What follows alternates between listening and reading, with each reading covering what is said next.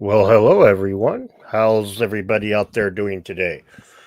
Hope I'm coming through a little bit better quality than I have in the past. I've tried to upgrade a couple of things this last couple of weeks. Raymond from Thoughts and Mind. Hello, very much. Thank you for being a member. Hey there, Ian. One of these days I'll make my way out to Seattle. Jenny, Bud. Hello, hello, Marcy, and BRH as always. Hello, Stephen. All right, we'll give it just a minute or two to get people to let everybody else, as many show in and up as whatnot as how things are. Let people trickle in, and then we'll start babbling about a couple of things. It's been kind of a busy week, so I didn't get a chance to make as many videos as I wanted to. I was working on a script for the Noah's Ark thing, and too many things got in. Too many things got in the way of me actually getting it done. So I figured I'd just talk about it and a couple other things. yes, Medellin, I am an electrician. You can see that I did a great job of hiding the wires too. You see how they're all tucked away back there, or just hanging off the damn wall. Good. I'm still not quite done with this all yet, but it's been a pretty busy week. But all right, let's go ahead and we'll start babbling about all this stuff here. Oh yeah, well we'll see what we've got here, Nick. Give me 1 second here, and I'll do this here present thing where I share the screen and bada bing, bada boom. Can everybody? All right, there we go. Now everybody can see that. Hey, Marcy. Okay, so yeah, the Imago Mundi. Basically, what we're looking at here is we'll go through their story here. But first of all, the clay tablet, I was hoping there'd be an image of it here. I picked one that wasn't bogging everything up with pop-ups. I don't use Google Chrome, so I don't have any of the ad blocker stuff going on. But anyway, the map that's in the thumbnail. Hey, Cryptic, thank you. Hey, Jackson, Andrew. Anyway, that map is the oldest map in the world, and it was missing a piece for a long time. And there's this lady that got all crazy about looking into going through all of their files and digging through all their missing pieces, basically. And eventually she found a piece that fit. And that piece happens to have a little detail of where, quote unquote, Noah's Ark would be. And it's kind of funny because it's like the most heavily reproduced Babylonian artifact script in the world. So, it's if it was a 3D printed file, they could just add a little DLC to the STL and they could fix that real quick. But as it is, these guys are going to have to, order a patch that they actually glue into place or whatever. But basically, as the story goes, like it says here, scientists have recently uncovered the secrets of the world's oldest map, a 3,000-year-old clay tablet on the Imago Mundi, which is believed to show the location of Noah's Ark. It's got all these pyramid-shaped things on it, mountains. You freaking thing. And yeah, I really need to do ad blocker for this crap. I'm sorry, guys. It's got these pyramids on the picture of the damn thing. I'm just gonna pull a picture of the damn map because stupid ass thing. Sorry, guys. Forgive me.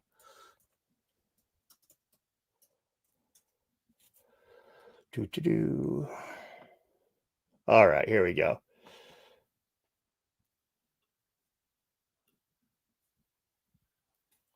And then that will be the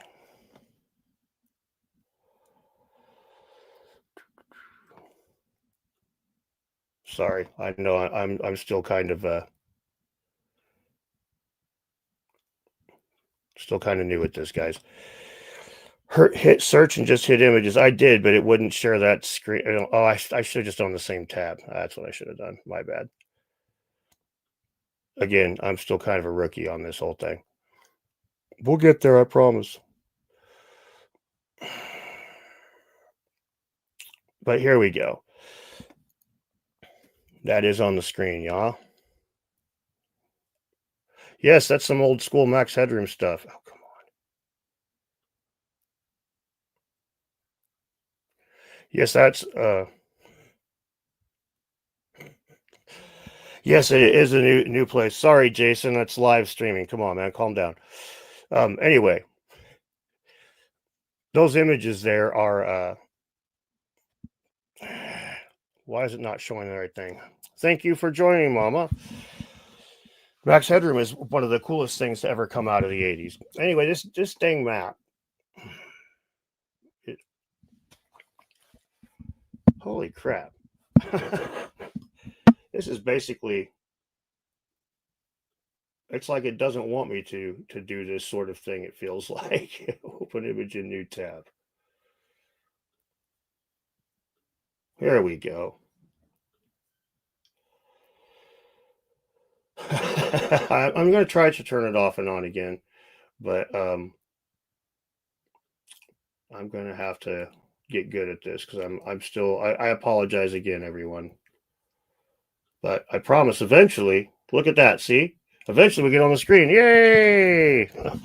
Well, thank you, Mama. Whew, that was a little stressful. Technical difficulties and everything.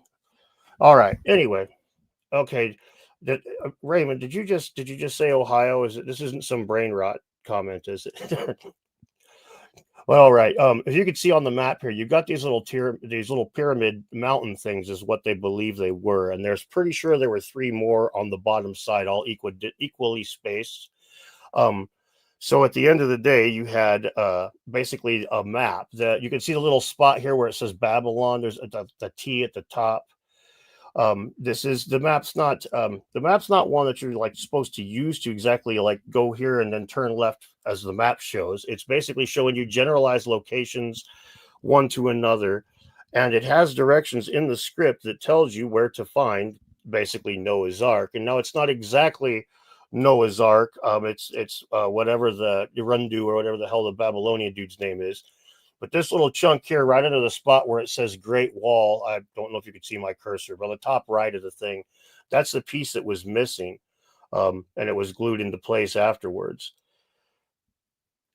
And what's kind of interesting about this is that, like the guy that figured all this stuff out, he was very quick to say that it was the Babylonians. They believed quite matter of fact that this was just, it was over there. This is just, as you went through there, this is where it was. It's not actually Gilgamesh either. I can't think of the dude's name, and God forbid I open another tab without a good reason to do it, because sorry about that, but good Lord. I need to get ad block on Google Chrome. But anyway, the cool thing about that is that, again, it's like they believed it matter of factly. Now they, of course, they had some other goofy beliefs on that same map. It talks about like scorpion people and shit. So there is some woo in there, but it wasn't presented as BS. It was presented very matter of factly as this is where you would find the boat that saved humanity, the remnants of it. There was a word, Aretu, I think it was, that only shows up at one of the time. Enkindu. Thank you, Craig. That is correct. Or was that Upta? Shit, I don't know. Maybe it was Upta. One of those two. Maybe Upta's a Babylonian and Akendu is a Sumerian. That sounds right to me right now, but I'm not. I again, God forbid I look it up. I'll let you guys tell me in the chat between the two. But is it Uptu? Hey, cryptics agreeing. Anyway, it's interesting to think that they believed that it was the real deal. That they believed that this was a fact that was there, and there was the word that Syrian Q or something like that that was equated directly with the boat. And the only other time that it's used is when they're discussing the Noah's Ark story in their Babylonian version of things. Thank you there, Raymond. Much appreciated. I don't know about that, Ogogo. The handbags, I'm kind of the opinion that they may well represent like knowledge of astronomical stuff, basically, like the knowledge of astronomy. Yes, that's correct, Homefront. She was a volunteer, and she was like, she had this obsession with it. She was almost obsessive, you could say, to the point where she was just going nuts. And again, it's kind of funny because with all these people, they've ordered all these pieces. They're all around the world. Back in the day, it would be very easy to back in the day, it'd be very easy to how do you put it? Excuse me. Back in the day, you can't fix it. It's like you get this thing, it's missing a piece, and that's just broke. Membership gifting is random, by the way. I don't know who gets them. I don't even know what that means. Gifted 5 dedunking memberships. Okay, that's what I was looking at. Going, what the fuck does that even mean? But thank you, I appreciate it. I don't understand, but yes. Hey guys, welcome to being channel memberships. Um, well, thank you, JS. Yeah, I hope that this is okay. Where I'm just kind of talking to you guys more today. Again, this has been a heck of a week. I've been extremely busy, and I did that last video and figured that I would have time to finish this one. But uh, one of the big things I wanted to mention about this Noah's Ark thing is when you say that this is the story of Noah's Ark, you're going to get a knee-jerk reaction from people. I've seen this in the real world a lot. If you talk to somebody about this and you're like, hey man, they found a Babylonian tablet and it tells them where Noah's Ark was, people are just like, what in the hell are you talking about? Skeptical people are just like, well, no, that can't be. There's no way. There's never been a flood. There's never been enough water on the planet to cover the whole earth, blah, blah, blah. You get all the anti-Noah's Ark arguments. But if you say, hey, they found a tablet in Babylon that the guys believed was the place that the boat that saved humanity after the Great Flood existed, it's the exact same damn thing, and everybody knows it, but then they don't go down that road. They don't seem to get that same knee jerk. And even though, like, as you would expect a scientist to be more scientific, right? A rose by any other name is still the same thing. And these guys should be well aware of the fact that all you have to do is say something and people will be like, and it changes the way people think about things. You'd think that they would be aware that they're also, subject to that as well. But a lot of times they're not. And a lot of people aren't as well. So in my opinion, it's kind of important to remember that you could, with something like this, you could very much change the outcome in how somebody immediately reacts to you by just the inclusion of that term Noah's Ark, or not using Noah's Ark. All right. No, I babbled there for a second. I see you guys just talking like mad. So I'll go ahead and talk to you guys today since you're showing up here. Yeah, Gilgamesh was the which one was Gilgamesh? I don't think he was the one. It was a Uptanamanash guy, I'm sure. I always get pronunciations wrong for those of you who are new here. Yeah, Craig, I'm hopefully having some more interviews coming up here pretty big too. What's my opinion about the Macedonian Ptolemaic influence in Alexandria, Beall in Alexandria? That is very possible, although I would say that there is a really good chance that guys like Alexander were well aware that their grave was going to just be like, it's going to be the hottest ticket item in town, and you can strip people's skin off for 1,000 days and you're not going to stop them from trying to steal it. So I think that a lot of these tombs, I think that they just stashed the bodies out somewhere else, that they would make, here's where they buried so-and-so, and then off somewhere else is where the real body ended up. That would be kind of almost the only way to actually protect the body, if you think about it. Have you guys seen what have we seen, Ogogo? It is all about how you say it, Raymond, quite frequently. Hey, having a awesome evening. Thank you so much, Empire Neptune. I really appreciate that. Have fun up there in Norway. Gilgamesh was looking for the fountain of eternal life. Okay, yes, that's right. I'm sorry. Thank you. That is correct. He was down like in the water and like drowning or some shit. He gets that thing out, and I forget all the exact things of the story, but yeah, he was like getting some water flower for eternal life purposes and whatnot. Ah, thank you. Okay. But yeah, that one was pretty interesting. H.H. Holmes's corpse is protected in concrete. Yes, it is. But yeah, I think it's pretty interesting. The fundamentals are clearly suggested with archaeology. Yeah, well, Marcy. Archaeology is a bunch of interpretations informed by science. They have a lot of hard science. They have a lot of hard data, carbon dating and tree ring dating, and all kinds of stuff like that, right? But when they at the end of it, they give these interpretations that are very much extrapolations, that are very much, I think it could be, and that's educated guesses. Don't get me wrong. A lot of these guys, they really know their shit, but it's still just, and I think that's why they get so much more of an ego-driven response to challenges than you would get to other things, because that other sciences get, because these people's egos attached. They're the one that wrote the story, right? Really, the mud floods. Two Toke, I'm kind of not kind of I'm the mud flood thing is something that I don't see evidence for. It's something that I do. There's places where there has been mud floods, but the general what Tartarian mud flood thing, I that one is it gets too far for me. There's too much of it. It just doesn't make much sense. But I haven't looked into all the individual claims. It's mostly the it's like young Earth creation is kind of dating, if I remember right. Right, the mud flood stuff gets pretty recent in their claims, and that's where I'm just like, yeah. Well, hey Martin, I hope this doesn't fuck up your watching on double feed.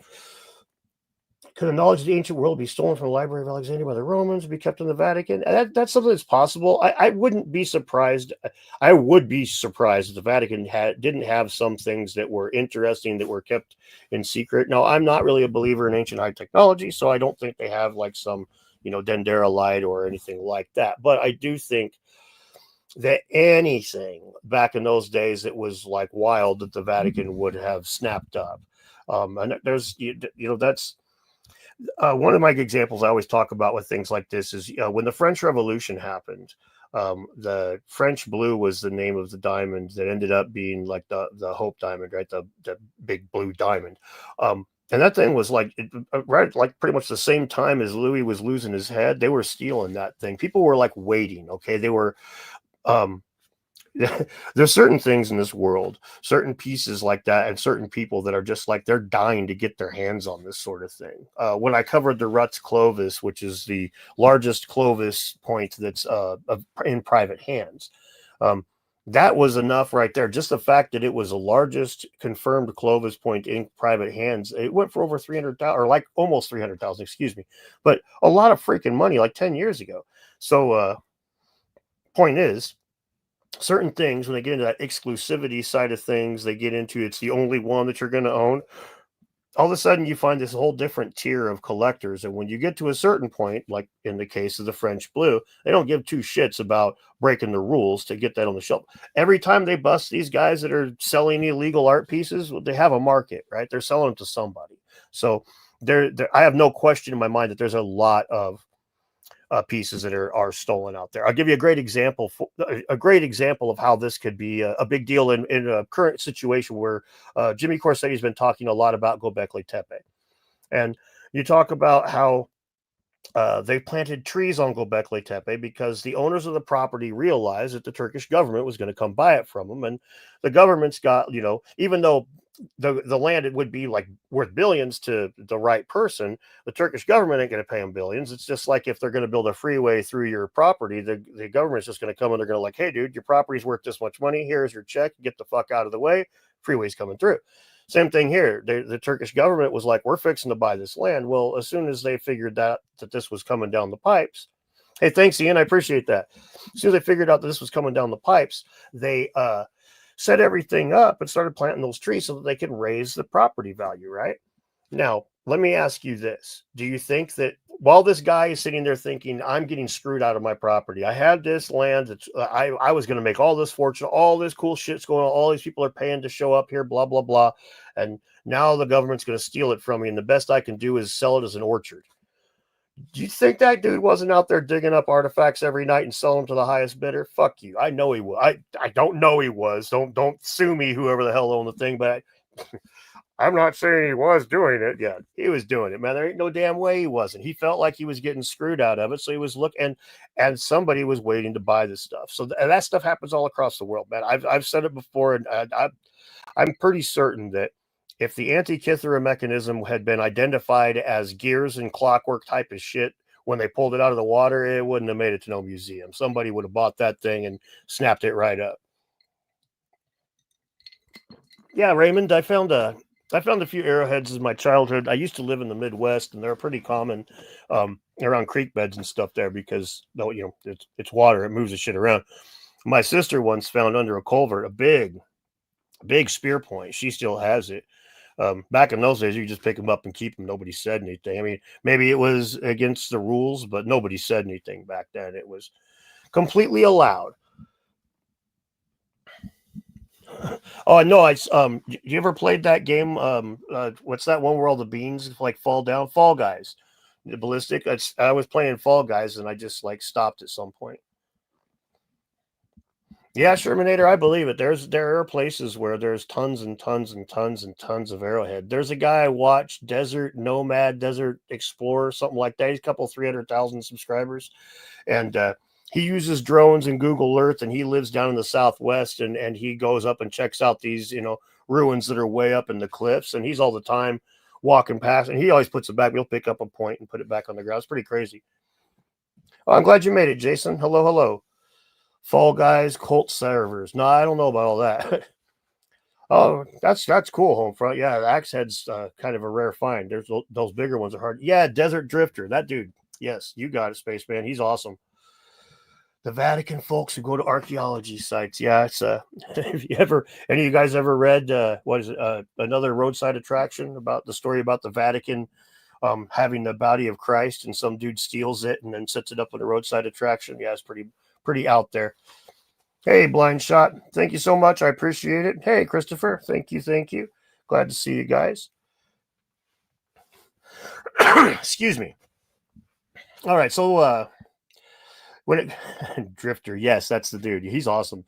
If you guys haven't checked that guy out, yeah, the Desert Drifter, he's really fun to watch. I mean, that dude, like hey, he like he hikes up into the hell and gone and flies drones all over the fucking place and checks all kinds of shit out and finds places that people haven't been in for a long time, and it's really interesting, man. Our Australian gold mining company called Genesis pulled an ancient artifact up in Macedonia. They lied they're doing gold probes. They're actually digging up ancient tombs. I absolutely believe that. They busted. It was about 10 years ago down in the Southwest. They busted a lot of people for artifact theft and stuff. And like one was a sheriff, and one like a couple of guys were well to do. It was a very high end artifact smuggling group or whatever. And the locals down there, this is one of the things that like we just talked about, right? Like I used to find arrowheads in the ground. Everybody, it's like a bunch of people in the chat found it, and none of us were out there like, we're gonna go out and just Desert Drifter, and you got it. Yeah, we're not gonna go out there and just like grab artifacts and to screw up sites. None of us are thinking like that. It's a cool thing to find on the ground, but it's things have changed as far as the way that archaeology is done, or the way that archaeology looks at things, the way that society's changed. So when it comes to picking up artifacts nowadays, that's like a huge big fat no.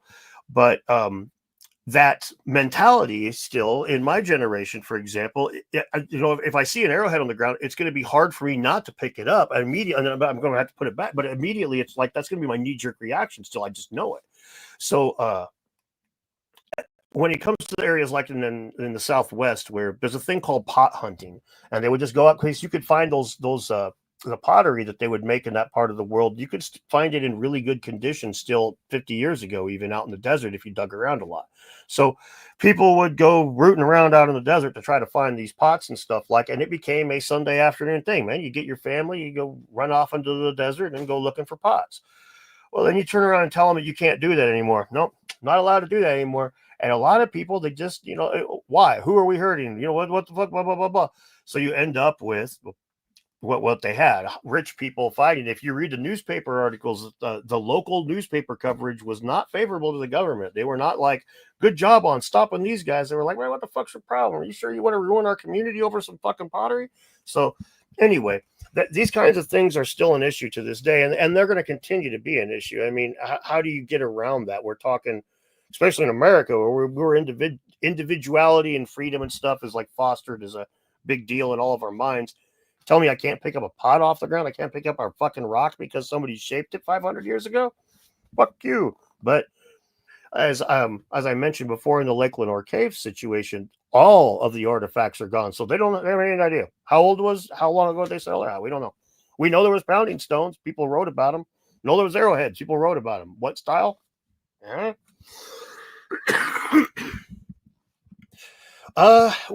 Big Rolling Home, I hate to say it, man. If you own the land and you find stuff that is an archaeological site, they will shut that shit down. That's not, you're not supposed to.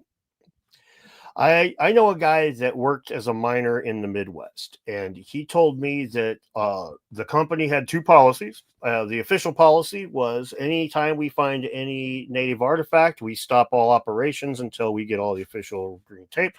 The real policy was you boys that are underground, if you find anything, put it in your fucking pocket and get it out of here unless it's a bone. If it's a bone, let us know. But if it's an arrowhead, if it's a stone, if it's any of that shit, put it in your pocket and get the fuck out of here. So this is, and I highly doubt that this is an isolated instance. You know, that the real world works like that. I don't know what to tell you. All right, I'll go ahead and go through the chat back here real quick since I babbled again for a second, and there's so many of you here to just to talk. Okay, thousands and thousands of artifacts in their private collections. Yeah, I believe that. Desert Drifter and the POV channel. Yeah, the POV channel's fun too. Lots of high technology from the past could have been concealed, and just the way you're discussing it. Yo, you're exactly right. I'm not saying that it was either. I don't think that there was ancient high technology, but if there was, it would assure it would that would be top of the pile of things that people would want to buy and keep. I'm the old New Jersey guy in Sweden, real Viking old stuff from the Bronze Age here. Nice. Been in a few meetings about the destruction of items. Sad what UPenn is doing with the Mound Group. I'm not sure exactly what UPenn is doing with the Mound Group screwdriver tuning. You want to elaborate a little? Celestic crystals. I don't know what celestic crystals is. 50K party soon. Yeah, Boot Man, I'm working on that. Thank you, Ninja. Yeah, is the background a little better and stuff, guys? I'm trying to. Is the camera coming through a lot better and stuff? Am I all staticky and jittery, or is it actually moving good? Israelis bombing Baalbek. Yeah, it makes me fucking sad. That's this war and ancient history just like never go hand in hand. A lot of artifacts are found and traded for drugs. Jesus Christ, man. I'm from Indiana, over 100 mounds. Yeah, there's tons of mounds in that part of the country. I mean, I grew up near St. Louis, and it was called Mound City, if I remember right, like before they got to work on it. The ground CERN is located, used to be a worshiping site for Abaddon. No, I never heard that.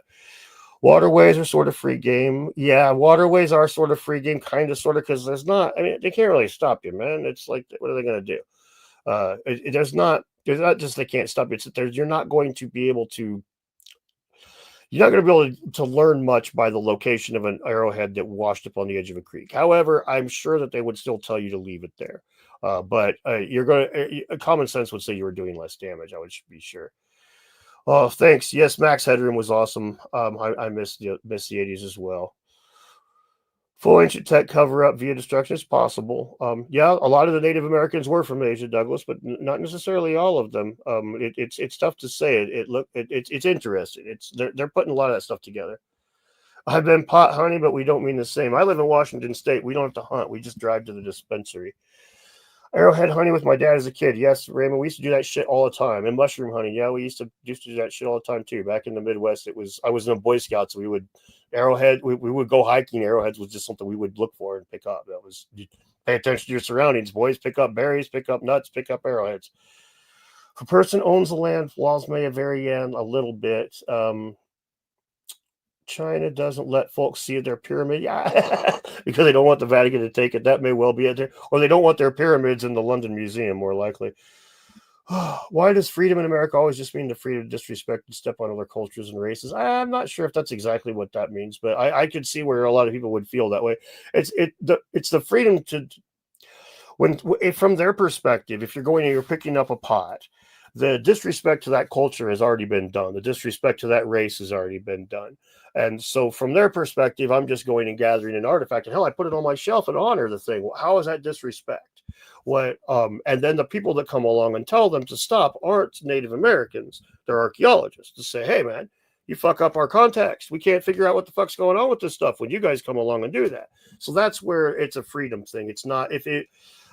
They might actually. I mean, I can't say for certain how they would handle if it was Native Americans, but I know that's where when you read the articles, that's where it's coming from. Is they're just like, why in the fuck is this a problem? We've done this forever, and you still were able to learn shit back in those days. So it's not.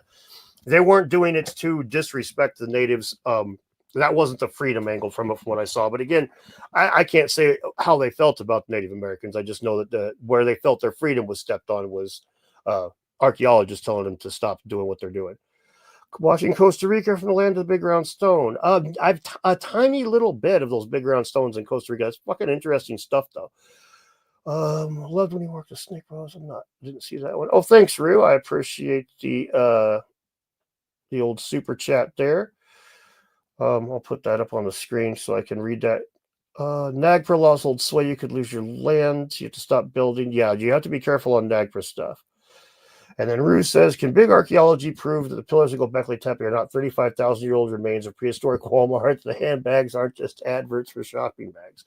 Now, see, this is a very good point. It could be a skull cult, or it could be an old Walmart. You really can't tell about things like this. It can be pretty tricky to tell. This is why you need educated people out there making these decisions. There's a YouTuber today I saw find the remains of megalithic wall in the upper region. Yeah, that's Mike from Wandering Wolf. I've had him on the channel before. He's great, and yeah, I saw him just a couple days ago doing that as well. One of the reasons this has been a busy week, as I've said a few times. I help my dad take care of my mom, and they've been doing some remodeling. So this week was a lot of moving shit around and just all kinds of familial work. As an addition to being a single dad with full custody of a little turd that's 16 and upstairs playing God of War Ragnarok right now. If you can't hear him swearing, he's not losing. Good evening to you too, Steve. Oh, thank you, Raymond. I appreciate that. Thank you, Mike. Depending on people mean by high technology, the Baghdad battery could be. Yes, Nick, the Baghdad battery could actually be some low tech, some low level means of electricity. It's tough to say for certain. It really, really is. Yeah, the Costa Rica round stones. I really do want to check those out. Stone lump language. We're going to golf with him. Camera feed seems fine. Okay. Audio's been awesome. Ancient high technology, ancient medium technology. Yes, Lord Anubis, I completely agree with you on these kinds of things. November 13th, US UFO disclosure. A little bit. These things, I'm a skeptically minded person. I'm not cynical, but I get skeptical. So when you're talking about the UFO, like the UFOs, the disclosure that's supposed to be coming up, when the government is pretty good about blowing smoke. Like there was a story that I remember seeing on some History Channel thing 20 some odd years ago, back in the day, and basically it was a dude in the Soviet Union that wrote some like local little periodical thing, like some low level pamphlet that you would hand out to your neighbors, wannabe newspaper shit back in the 60s or 70s. And it was about UFOs. And the Soviet government was like, oh man, this is great. And then they put this guy in charge of like the UFO department of blah, blah, blah. And they made him like some bigwig, announced it all publicly, and then they shut it all down and shuffled his ass off to a gulag and shut down the paper. And it came out after the wall fell that the intentions behind that was to hide their missile testing. They were able to hide their missile testing and advanced aircraft testing under the guise of it all being UFOs, and they threw this dude under the bus to create a conspiracy. So I'm not saying I don't believe that aliens exist. I'm quite certain out in the universe they would be. I'm skeptical of them making it this far and coming to take a look at us. It's kind of a double-edged sword there. It's like on the one hand, we're a long ass ways away and we are fairly uninteresting, you would think, to a species that could travel around the universe. On the other hand, as empty as things seem to be out there, we might be one of the few things worth looking at. And so a species that had the means might go, throw everything it had to look into us, depending on their level of curiosity. There's a lot of things to contemplate there. I tend to be more skeptically minded in that stuff, so I am looking forward to it, but I will be pretty tongue-in-cheek about the whole thing until there is more evidence. It is cool to me. The thing that to me that's the biggest, most interesting is the pilots saying, dude, I don't know what the fuck that was on my radar. That's wild. And then one of the psychological angle of that just made me laugh my ass off was watching all these debunkers that have never put their hands on a goddamn flight yoke of Flight Simulator trying to explain away. Oh, well, actually, you see, these radar systems are just like, shut the fuck up, man. Shut up. But it was all over the place. That was all over the place for a minute. Okay, destruction of evidence, removal from discovery list. Anything that doesn't fit. Oh, yeah, okay. That's fair, screwdriver. Thanks, Shogun. What's up? Hello, going south. Stone Nub language. Hey, hey, hey. Things always happen for a reason apart from real random shit. The recent exposure to this channel. Well, thank you, B Doc. I appreciate that. I'm trying to be with, trying to be logical and polite and real about this stuff. But you can only do what you can, right? Do I believe that giants roamed the earth in antiquity? No, I don't. But I do think that if I do think there are a couple of those newspaper reports that are kind of a little bit interesting and that do tickle right up what we were talking about earlier. Say for instance, it's 1910 and you're on the West Coast and you dig up a freaking skeleton that's 8.5 feet tall, and it's not Robert Wadlow, like the dude from Alton who was like tall and skinny. This dude's robust. This is a normal human, but it's a huge ass human.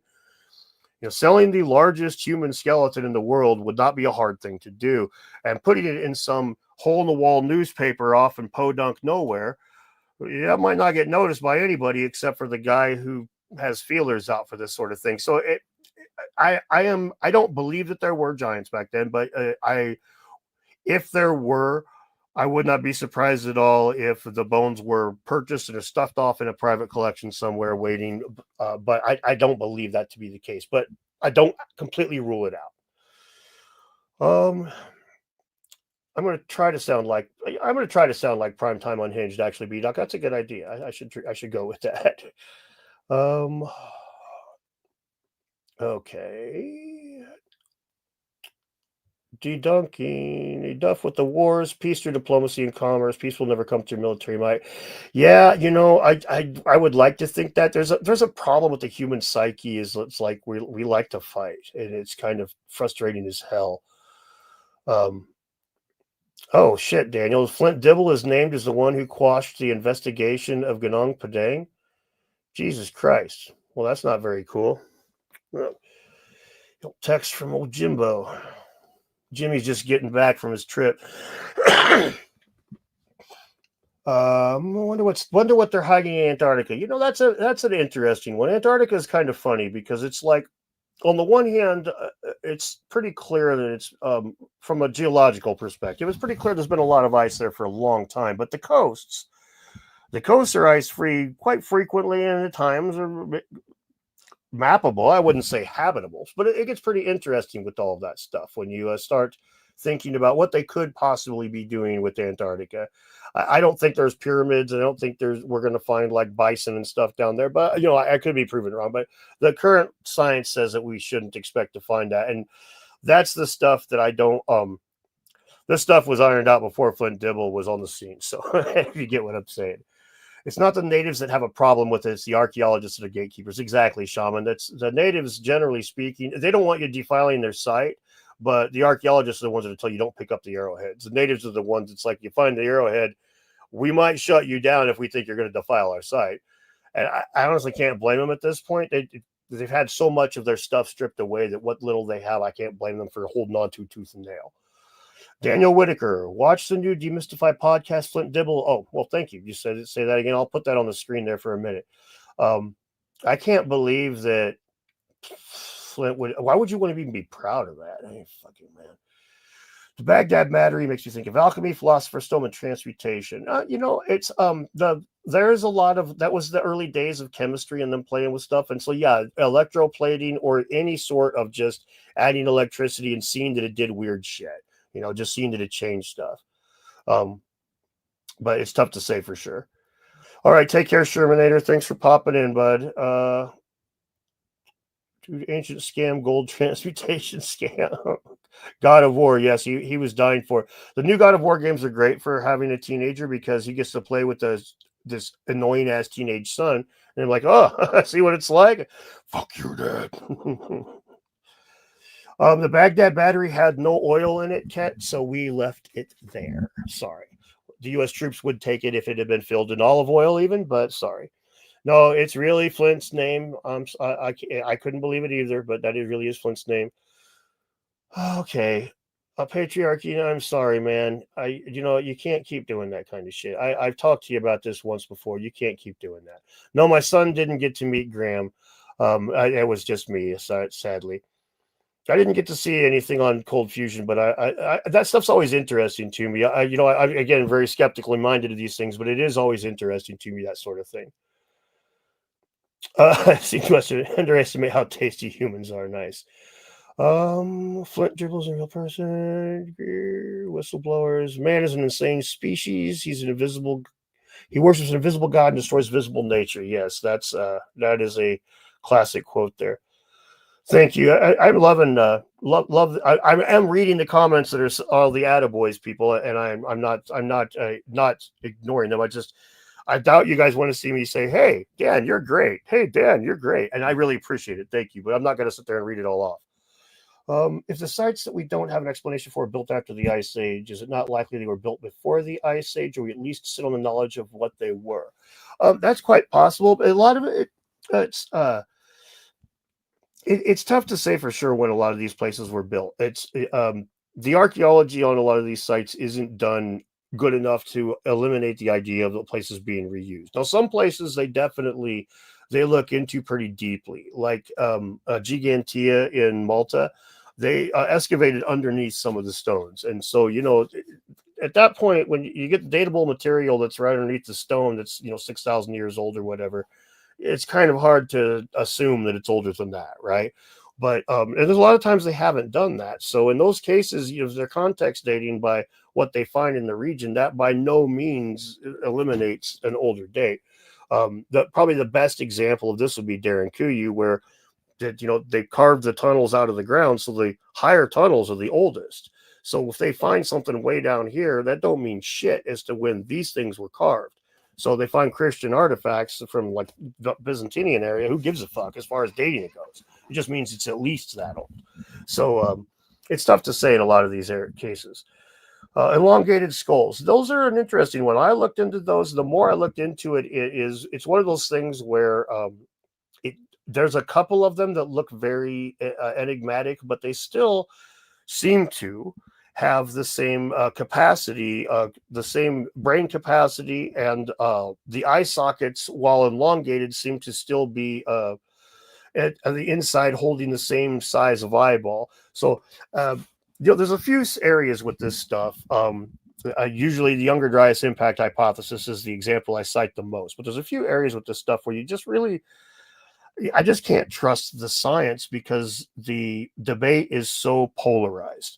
It's hard for me to trust the data. Even I'm not talking about the interpretation of data. I just mean the data. It's hard for me to trust the data that's turned in when both sides of the debate are constantly arguing and fighting with each other. And I'm not saying that anybody's lying with the data per se. I'm just saying it gets to that point where, like with the Comet Research Group, and a lot of guys are like, well, I don't know if these guys are being honest with their data.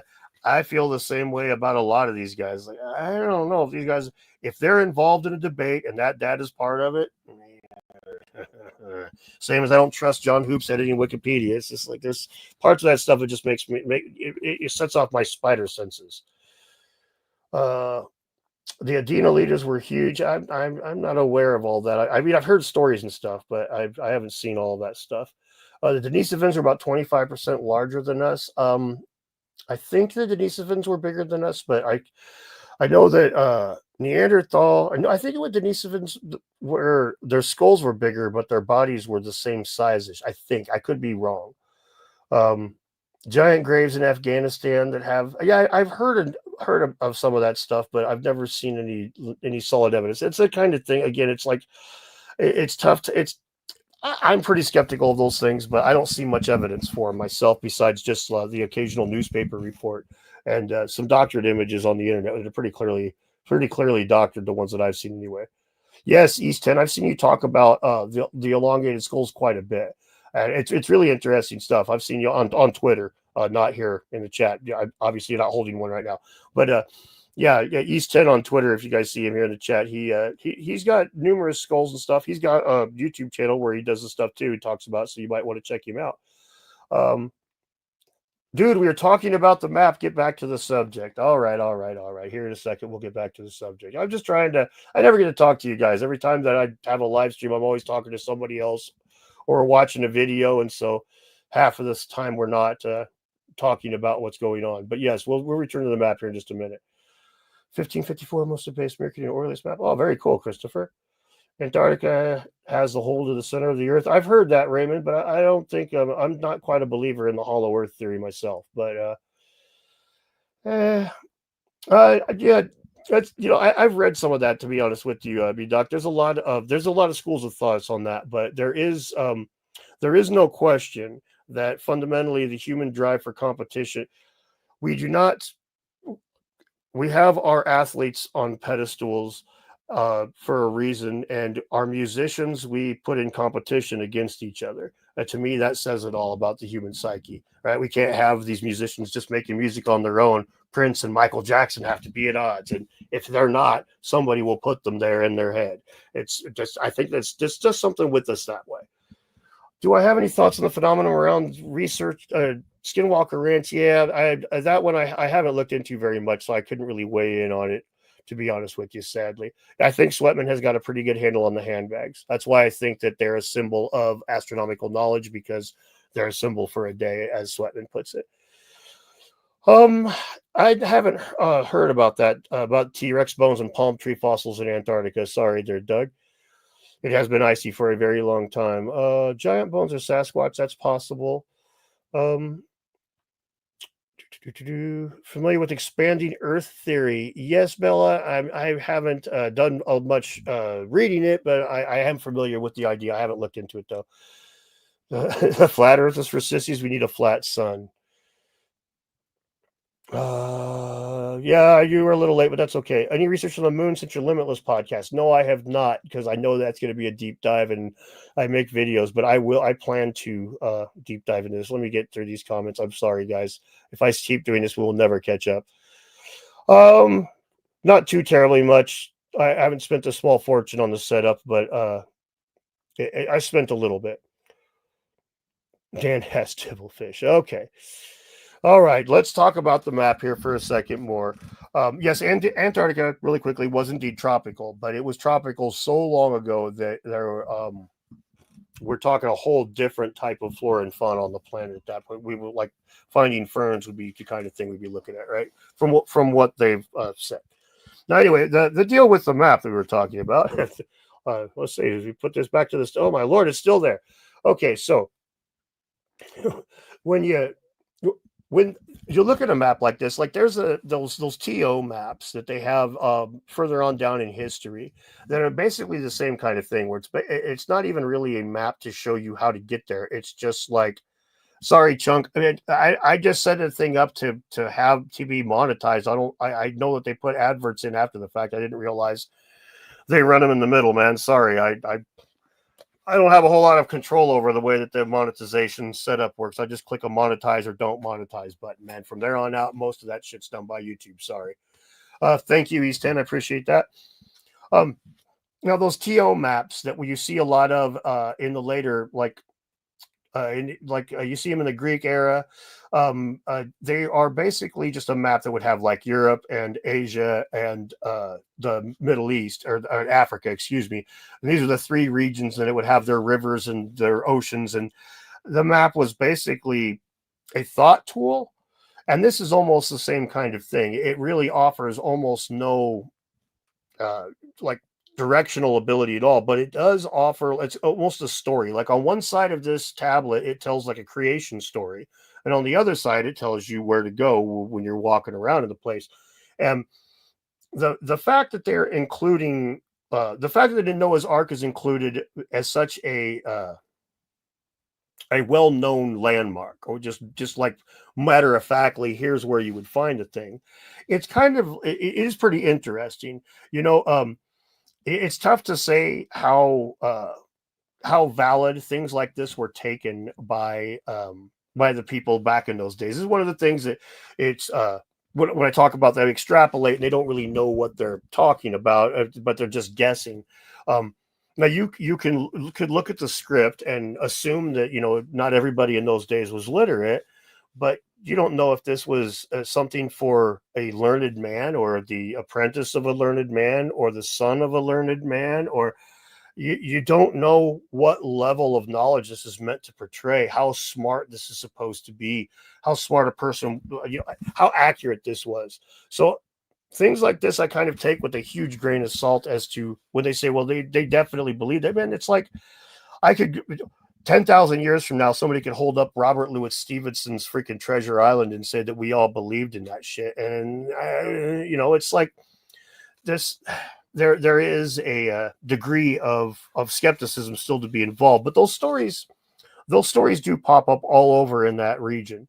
So it is it is interesting to see the world's oldest map, including that. I do think it's hilarious that probably the most interesting piece of that map has been missing of it. And again, it's the most heavily reproduced Babylonian stela thing in the world. So there's all kinds of these things in all these private hands all over the world, and all of them are missing the cool parts. That's just funny to me, anyway. Um, what is working 80? Oh boy, we're talking about money, and oh boy, yay money. I'll get right on not being poor. Yeah, okay. That money sucks, guys. I get it, but it sucks. I agree with you there. I don't begrudge anybody not being able to donate to the channel or whatever, that kind of thing. I completely understand that. So for whatever that's worth.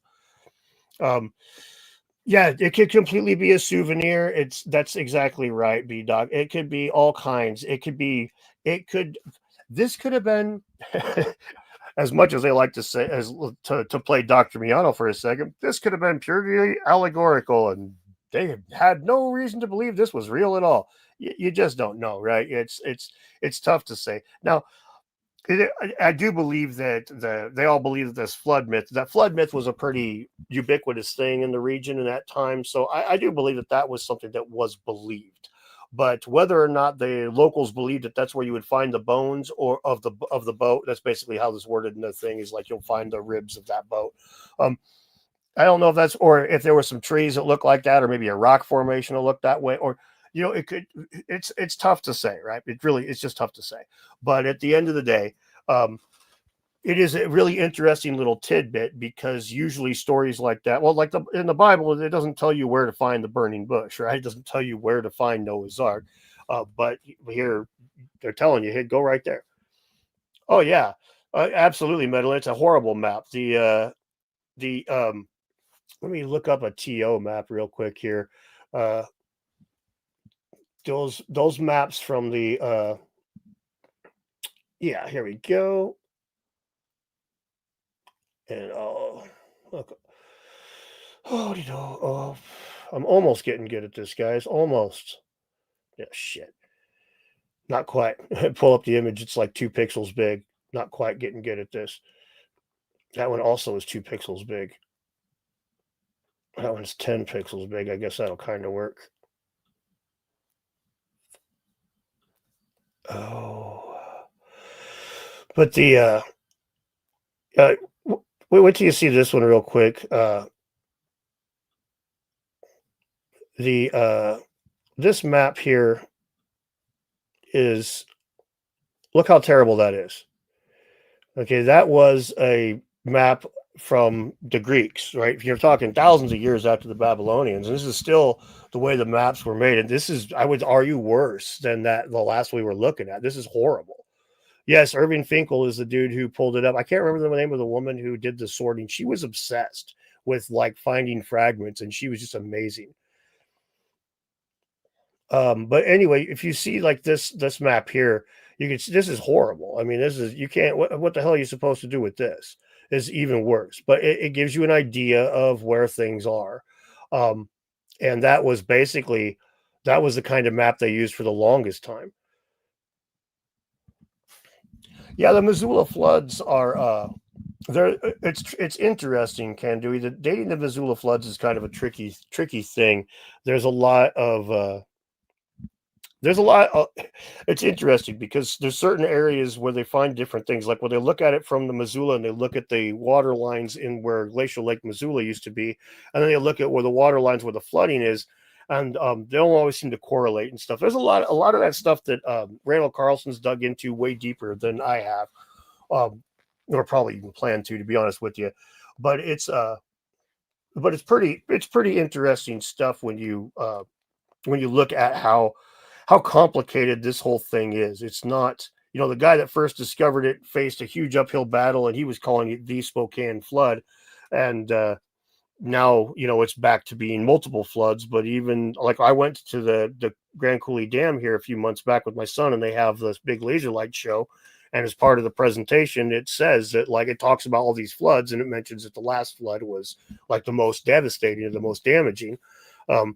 Now, I don't know if that's the kind of thing they would say if if they knew Randall Carlson and Graham Hancock were in the world, but at any rate, it was just like that's the mainstream position. At least it was when they wrote the laser light thing, and that's constantly evolving. It's pretty interesting. There's a guy, Zentner is his last name. Oh, come on, somebody help me out here. The archaeologist here from Washington State, Bruce Zentner, is that his name? Archaeologist, YouTuber here in Washington State. I'm certain his last name is Zentner. And he talks about all kinds of crazy shit up here. Oh, thanks, Ron. Yeah, I do play video games every now and again, but not very often. Yeah, Nick Zenter, thank you. You got it, Michael. Yeah, that his channel's worth checking out. They're constantly they're all the time. There was a paper just published not too long ago trying to discuss the possible, like, the different direction of the water flooding, and how some of the flooding of one of the coulees, the Hangman Coulee, wasn't explained by the glacial Lake Missoula model alone. So at any rate, they're still working on it. It's one of the things, like I pointed out with the whole debate, that there is quite frequently people that are doing the debunker game will overrepresent the limits of our scientific knowledge and tell us that this is settled science. We already know, when we clearly are still sifting through the data. And that's where we are with the flooding that created the Channel Scablands here in Washington State. They're still very much dissecting it and figuring out what happened. So, yeah, guys like Nick Zenter are fun to watch that way, because he kind of removes himself from the debate. It's actually funny if somebody says, well, what do you think about impacts? He's just like, I'm a geologist, man. I don't fucking deal with all that shit.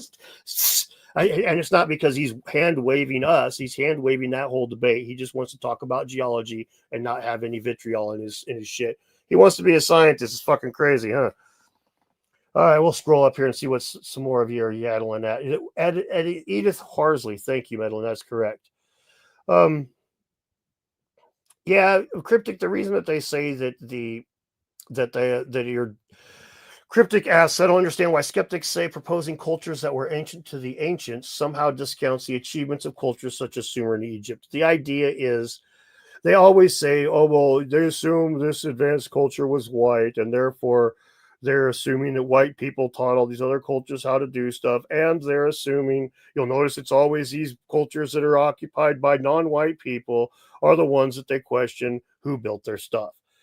And that's a kind of a big package to unpack. But the big one there, first of all, nobody that I'm aware of, there's a couple of people I should say, but nobody that I'm aware of that's a big name in the community is endorsing the idea that these were white people that were the Atlanteans or whatever. Nobody seems to give a shit except for a couple of guys. The other thing is, when it comes to, like, we don't know what happened in a lot of different places around the world, but the places that we do know are the places that you won't hear people making that kind of speculation about. For example, the Romans were said to have built Baalbek, but there's no written records for the building of it. So people go, oh, holy shit, what's up with Baalbek? But these are white people, right? These are Romans. I mean, so we're not, it's not because of the Maltese are white people, and Graham Hancock had a whole big old section of them on Ancient Apocalypse season 1, right? It's not because that they're, it has nothing to do with the race. It has to do with the written records or lack thereof. Now, we could discuss that racism definitely played a role in getting there. I mean, with the massive destruction, for example, of South American codices, right? That was a racist act, you could say, but and that's why we don't know a lot of the things that we may otherwise know, which allows this hole for people to posit, who knows.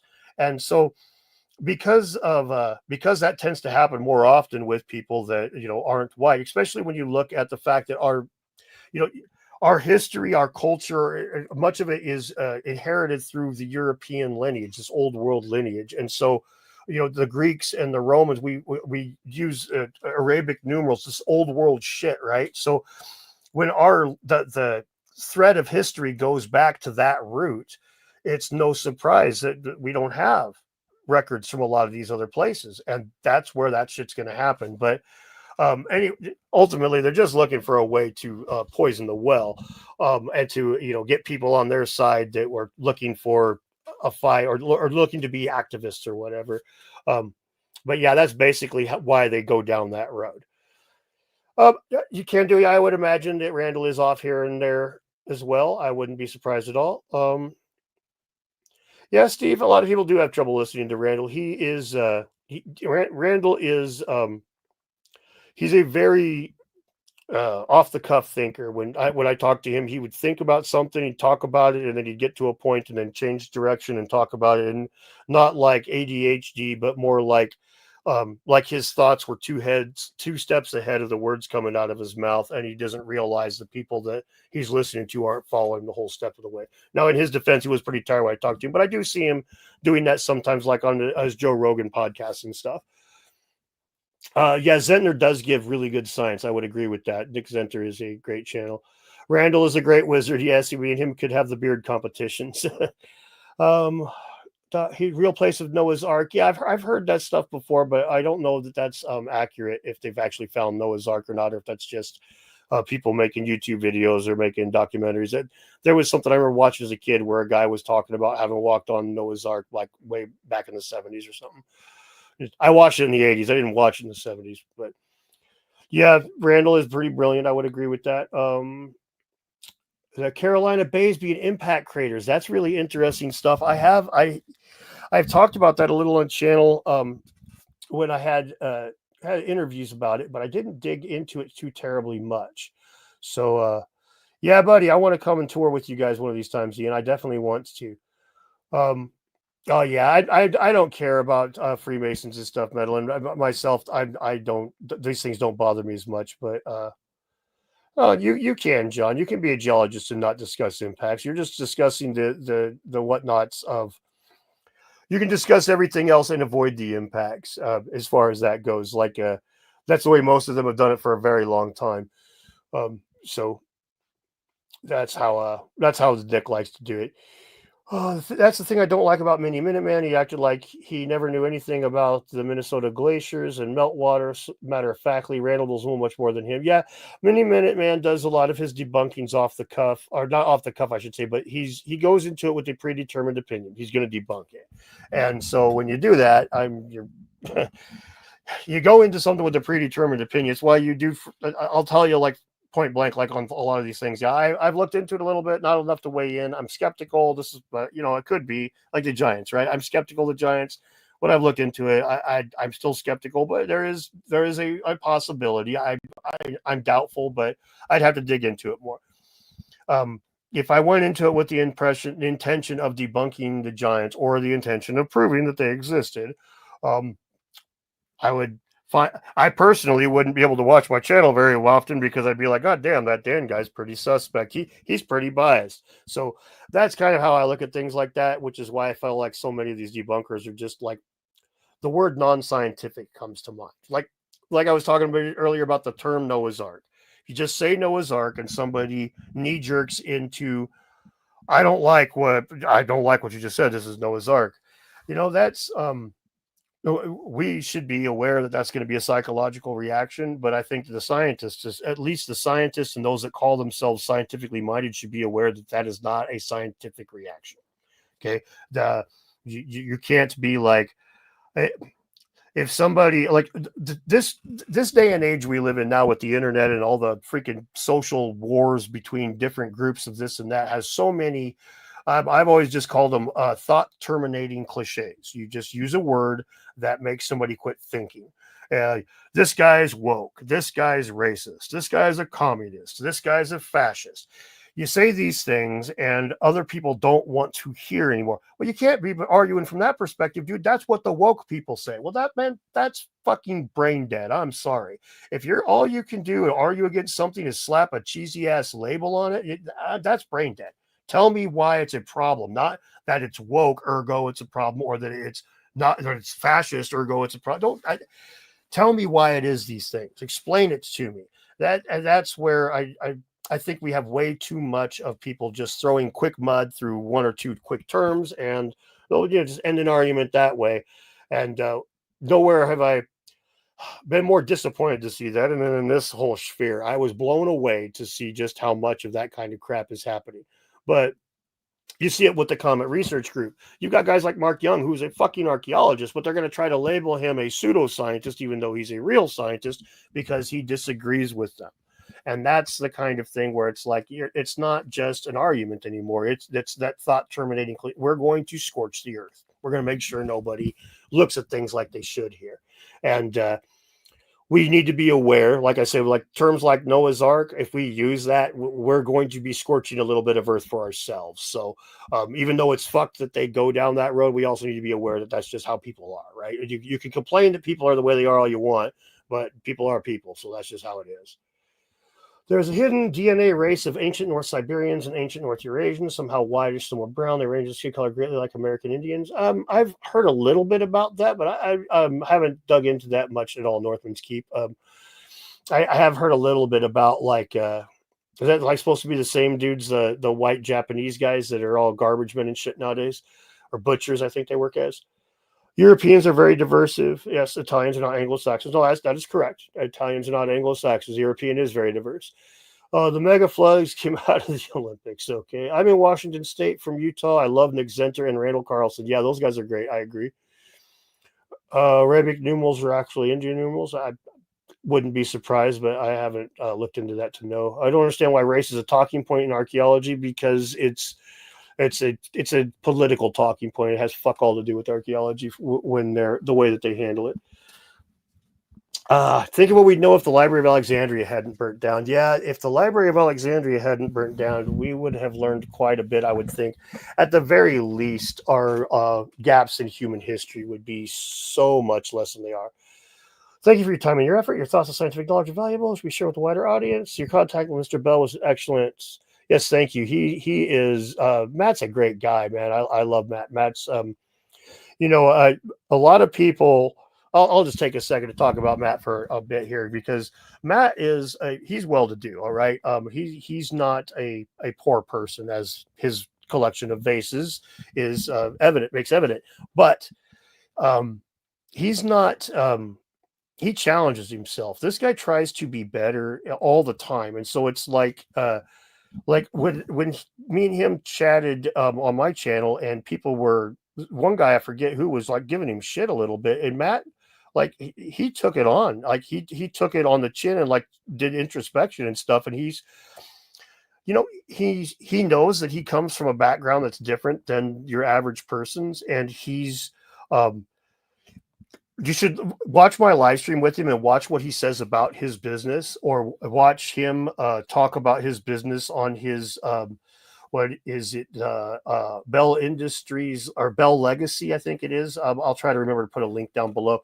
But it's like he's gone out of his way to make his very capitalist business far more understanding of the individual worker there and stuff, and understanding the like financial things and stuff. Like he has really stepped out of his comfort zone and looked at the poorer person kind of thing. So I have a lot of respect for Matt, not just as a person in this community, but just as a human being, because when you have the kind of money that he did, when you get to that fuck you money spot where it's like, you could just tell people to eat my ass. I'll park where I want. I'll drive how fast where I want. I'll do what I want.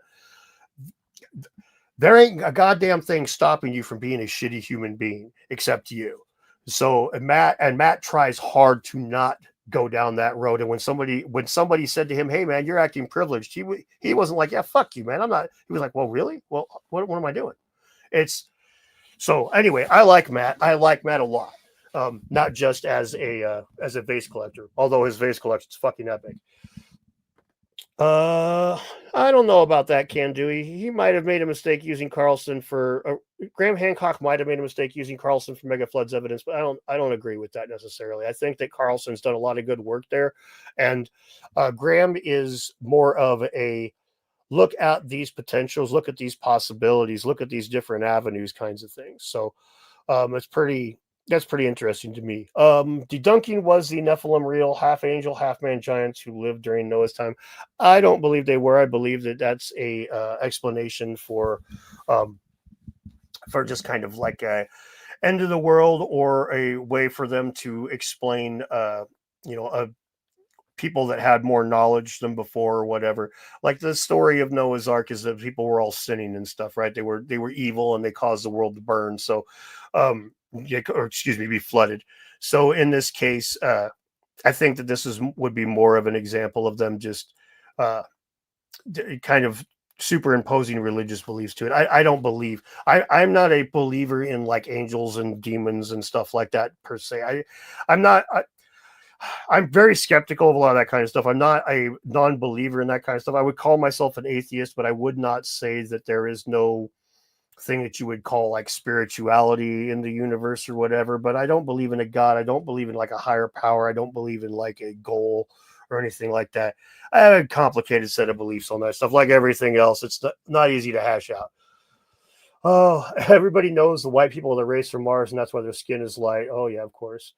Um, can you get Randall or Snake Bros as a guest? Maybe one of these days. I haven't even talked to the Snake Bros much yet. I have talked to Randall in the flesh when he was locally. This Dorito head just won't quit yapping. Yes, my friend, I am a Dorito head, and I will not quit yapping. Dorito head. Fuck, I don't think I've ever been called Dorito head. I rock Doritos on my head, but don't call me Dorito head. Who could tell me what that's from? Oh, thank you, Northman's Keep. Well, Norbert, there's when you say I believe in the science, you're not necessarily saying that you've mistaken an investigative process for religion. There's a certain point where you have to rely on the evidence of others. Let's put it this way: have you ever drank poison sumac? How come? Is there religion that stopped you from doing that? Did you have a religious belief that you shouldn't drink poison sumac? Your religious belief in the people that told you not to drink the poison? Or is there some things you're just going to fucking take somebody else's word for? And other times you're like, I don't think so, right? You just kind of use your inner gauge. And like, so sometimes a scientist says, you know, electricity will jump across this resistor at this rate of hertz. And other times the scientist will say, there is no way in hell that this flood was caused by that. Now, sometimes I'm more skeptical of those claims than others. That's just the way it is. And that's not because of a religious thing. Correct. Suggested a different response to leave out the word no. Oh yeah, B Doc. I tested this in the real world. I have a lot of skeptical friends in meat space, and I I would ask them the questions and lead up with it with just the tablet, and they would all be going along with it. And I'd say, so basically, it's Noah's Ark, and it would always right to the knee jerk. So yeah. Uh,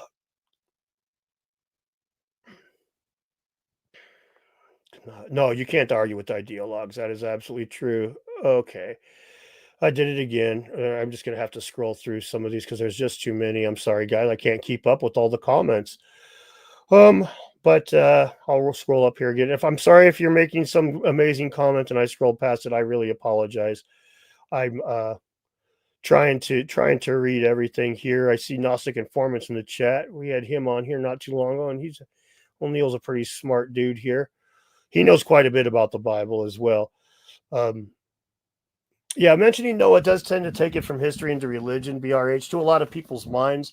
And that's kind of, again, that's what does, like, what's fucked about that to me, because by any other name, right? Arose by any other name. Are we done with this map? Or you want to talk about something else, guys? We could talk about something else. I don't give a fuck. Excuse me. Yes, thank you. Okay. I didn't catch Gnostic Informant's latest video yet, but I'm planning to.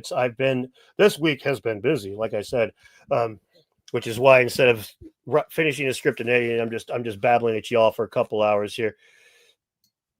Yeah, I think that the Indian culture from India is a pretty old culture as well. Um, yeah, I don't know about the thing with the Greek gods being real accounts of the Nephilim, but it is interesting. Um, One of the things that me and Neil from Gnostic Informant discussed when he was on. Oh, you want the map back on? All right. Well, let me get this one off of here, and I'll put the other. I'll put that map back up there for a bit. Oh, there you go. But yeah, one of the things that Neil mentioned, we were discussing it, uh, was that we were talking about the different biblical races and stuff. And see, this is one of the things that's extremely important um, to realize when they're making the claims that Atlantis hunters from the old days, from yeah, no problem. The Atlantis hunters in the old days were supposedly all advocating for an Aryan Atlantis. Now, the there's a thing called the biblical races, and now there's a story in the Bible where Noah, shortly after the flood, he gets all drunk, and one of his sons walks in on him and laughs at him because he's like passed out drunk, and his other two sons come in and like cover him up, and like when Noah sobers up, he yells at the one son, "Hey, you're an asshole." And he yells at the other, or he tells the other two sons, "Thank you for, doing this." And he tells the youngest son that he's going to be a slave to the other two. And then the middle son's going to be a slave to the top guy, basically. And this was your three biblical races. And this was uh, Japhethites, Semites, and Hamites. The Hamitic people were from Africa. Those were the ones that were going to be the slaves of everybody. The Semitic people were from the Middle East, and the Japhethites were the white people, the Aryans. They became Aryan when they discovered it was like an Indo-European thing. It was more a scientific term then. So at that point, you have the three races split off after Noah. So that's a really important thing to keep in mind when these guys are like, "Oh, this is some big old racist deal." It's like, well, how could it be an Aryan Atlantis if the Aryans didn't exist before Noah, before the flood? After the flood, they come around.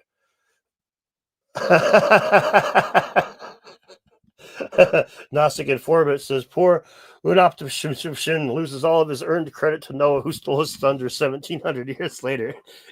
This is very true. It's a pretty interesting point. And thank you, Neil. I appreciate it. But it is an interesting point that story, what really, that story in that region, man, it just does not go away. It just stuck around for so long. Uh, we still have it in Sunday schools today because of it. But anyway, what I was getting at there was that the Aryan people were not supposed to have existed until after the Great Flood, according to the Bible and according to the idea of the biblical races. So when they say that that all the people back in the 1800s, like Ignatius Donnelly, believed in an Aryan Atlantis, it's like, well, no, he actually didn't. He believed in an Atlantis before the flood, when there was no such thing as Aryan people. So yeah, man survives flood to watch his glory stolen by a drunk. Oh, not according to Conan. Hey, the Conan is also canon. I think that if there's anything that was real, it's probably the Conan, the Silmarillion books were telling you how it really went down back in the day. The Picts and all that shit. Those are really good to read like 1,000 years ago when I was a younger man. But yeah, this map is pretty interesting. I do think it's pretty crazy to think that it was like how popular this thing has been, and it's like the best part missing for so long. But there was some other things that I was planning on talking about here. I'll cross my fingers here and see if I can pull up one of them without everything crashing out like it did earlier. The damn ads.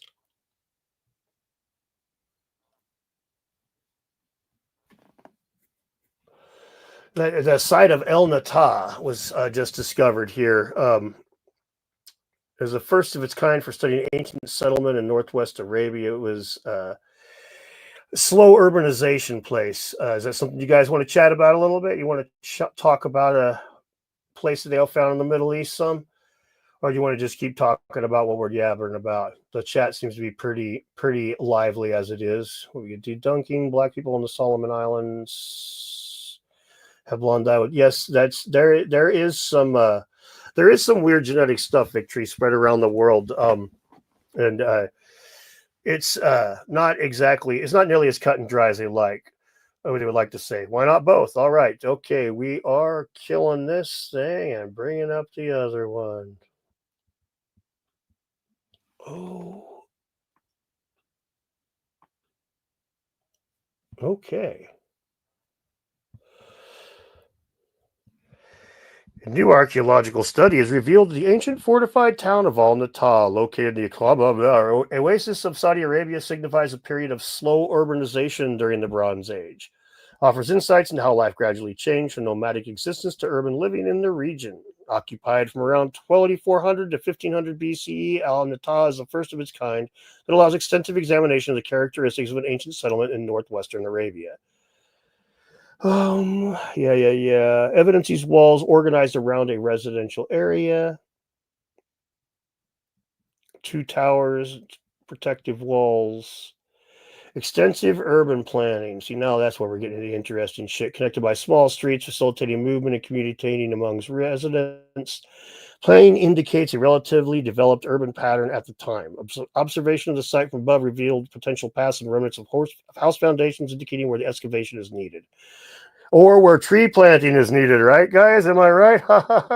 No, but this is pretty interesting stuff. I love the urban planning stuff is where it gets pretty interesting to me when you see the people in the old days really just like planning cities and stuff. It's kind of the thing we often equate with more of a modern thing, but it's something they were doing for a very long time, it seems. Approximately 500 people lived there, residing in about 50 houses. Shards of pottery found at the site suggest a relatively egalitarian society, and the pottery is described as very pretty but simple. No examples of writing have been found. The preliminary study of the site showed functional divisions within the settlement, including residential area decision-making center, and a cemetery. Now, see, that's an perfect example of how the fuck do they know?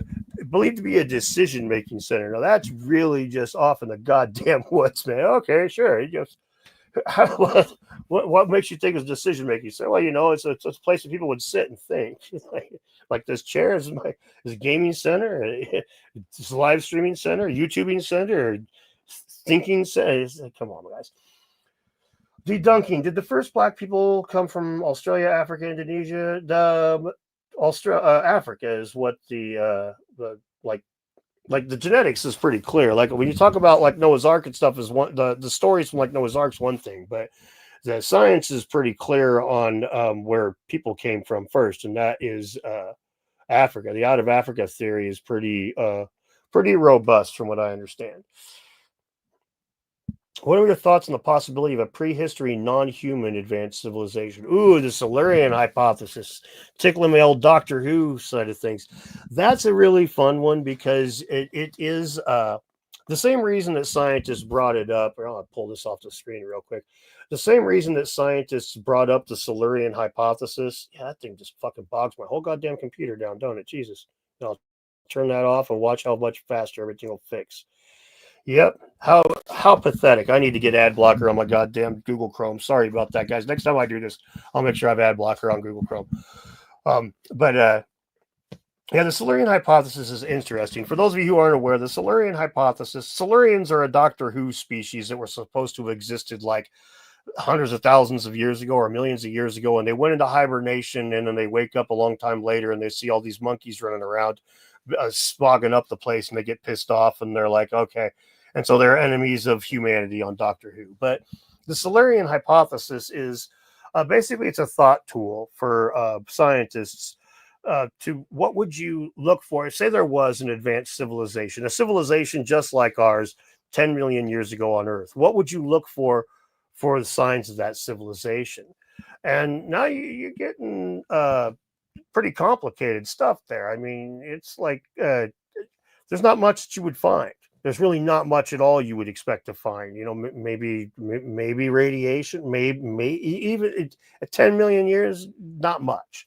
So that's the whole point of it. So it's the kind of, to me, it's basically it's like a non-falsifiable hypothesis. You could say that there was, ever since the time that fossil fuels have been a thing, which I think is like 20 to 30 million years ago, ever since the time that oil has been in the ground, it's hypothetically possible a civilization like ours could have sprung up, right? But um, there, there's no way to know. Absolutely no fucking way to know. The only thing that might be a clue is when they find like the evidence of potential radioactivity, like there was a nuclear reaction or something a cajillion years ago on the Earth. They talk about, and they have reasons that they think that might have been natural and stuff too. So it's interesting, but it's just unfalsifiable. We really can't know. All right, and now what we got here? How do Ouija boards work? They don't. Sorry, I don't believe that Ouija boards work. I believe that you, just like if you sit down in a room with 5 people and start talking, you're going to end up with 1 or 2 dominant personalities just basically owning the conversation and other people pitching in and talking some. You sit down and have a bunch of people put their hands on a Ouija board, and it's going to be 1 or 2 people just tell that fucking thing where to go. I would be hard pressed to think otherwise. I know a lot of people are going to say, "Oh, that's bullshit, Dan." But I'm sorry, I'm skeptical. I don't think it's cynical. I'm not saying that I'm completely opposed to the idea of them working. I'm just saying, when you got people's hands on it, Occam's razor says that it's a whole lot more likely Jim Bob over there is pushing the thing the wrong direction than there is his grandpa's ghost came and helped.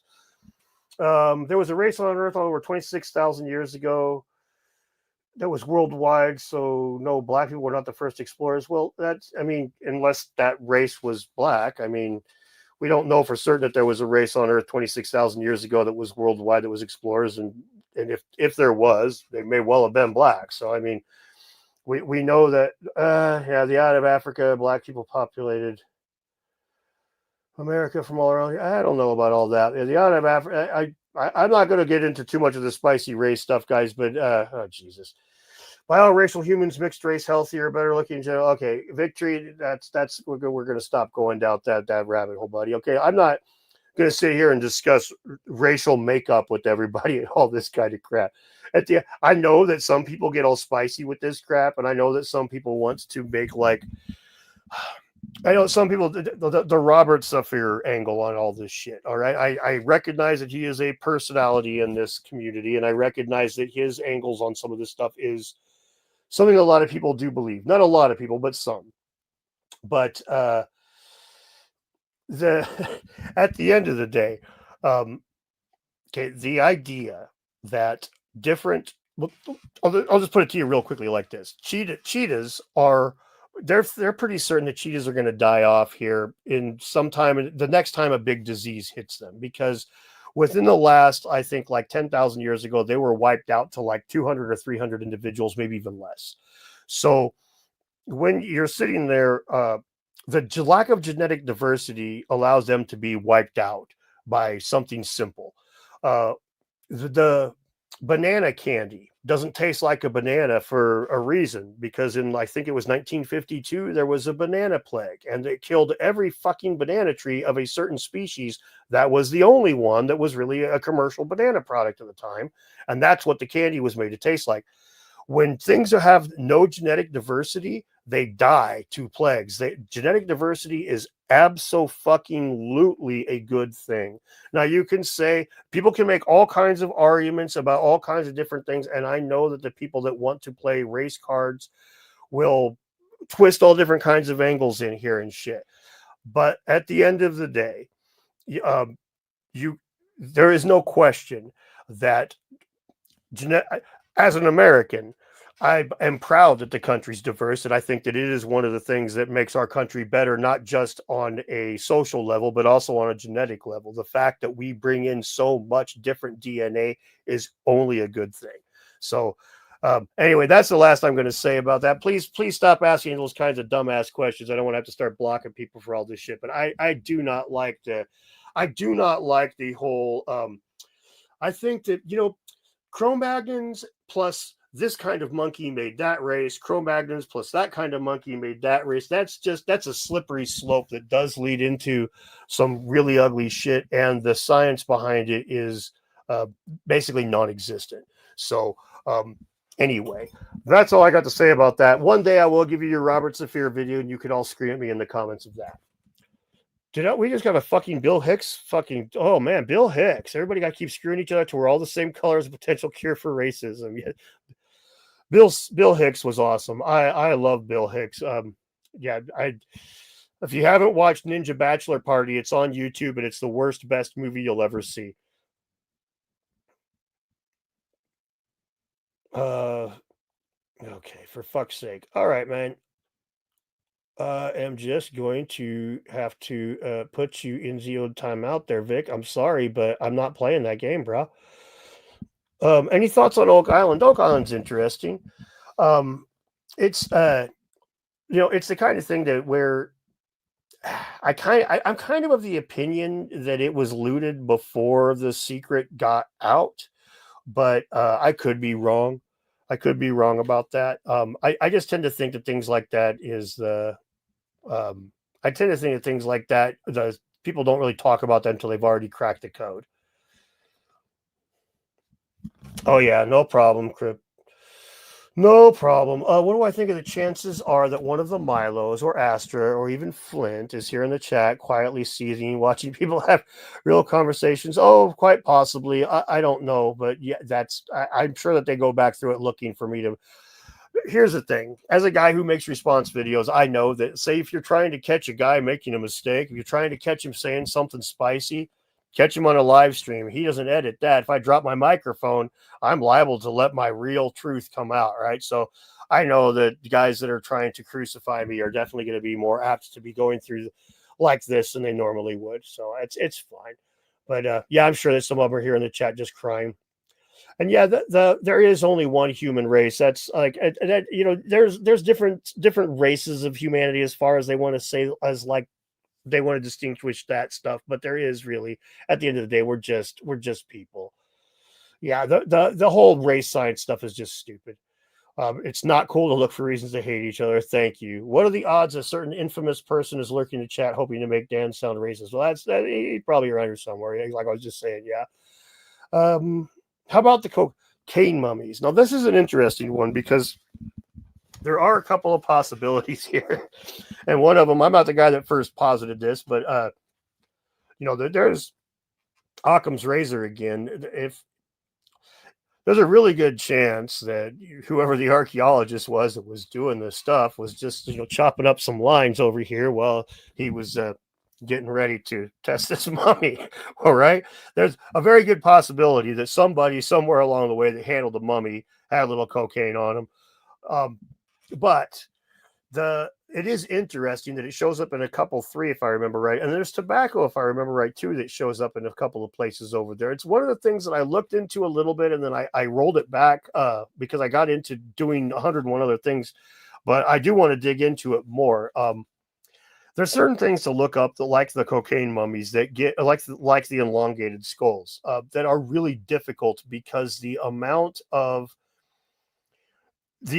stuff, it's either all true believers or hardline skeptics all the way down for like the first 25 fucking pages on Google. And that stuff gets rough because you just read page after page after page of just bullshit opinion that's like not, in my opinion, just bullshit opinions because they're not giving anything a fair shake. Give it a fair shake, and then, but they don't. They're either not being skeptical or they're just being cynical about it. Okay. What else we got here? Any thoughts on the Orion constellation in the Red Sea? I found using Google Earth. Oh, that's interesting. It's tough to say if it would need to be like aligned. Without it's as I remember, it's not aligned with the Orion correlation like the Giza pyramids are. But it was the same layout, which is interesting. I think you're onto it, Dan. Oak Island had something at some point in the past. When anything is left is doubtful. Yeah, I mean that's all right. It's the kind of thing. It's like if you're an artifact, if you're Zahi Hawass and you're trying to sell artifacts on the open market or the black market. You don't say, check out what we found in this temple until after you've taken the shit out of that temple that you want to sell, right? So, I don't think anybody was out there publicizing Oak Island until they pulled what they had out of it, right? I just what I think. Yeah, we're talking and having fun. Oh my god. Fucking spaceman. God damn it. On the previous thought, the possibility of the past being forever unreachable due to entropy. What does a civilization could do if they cannot learn from their previous destruction? That's an interesting point.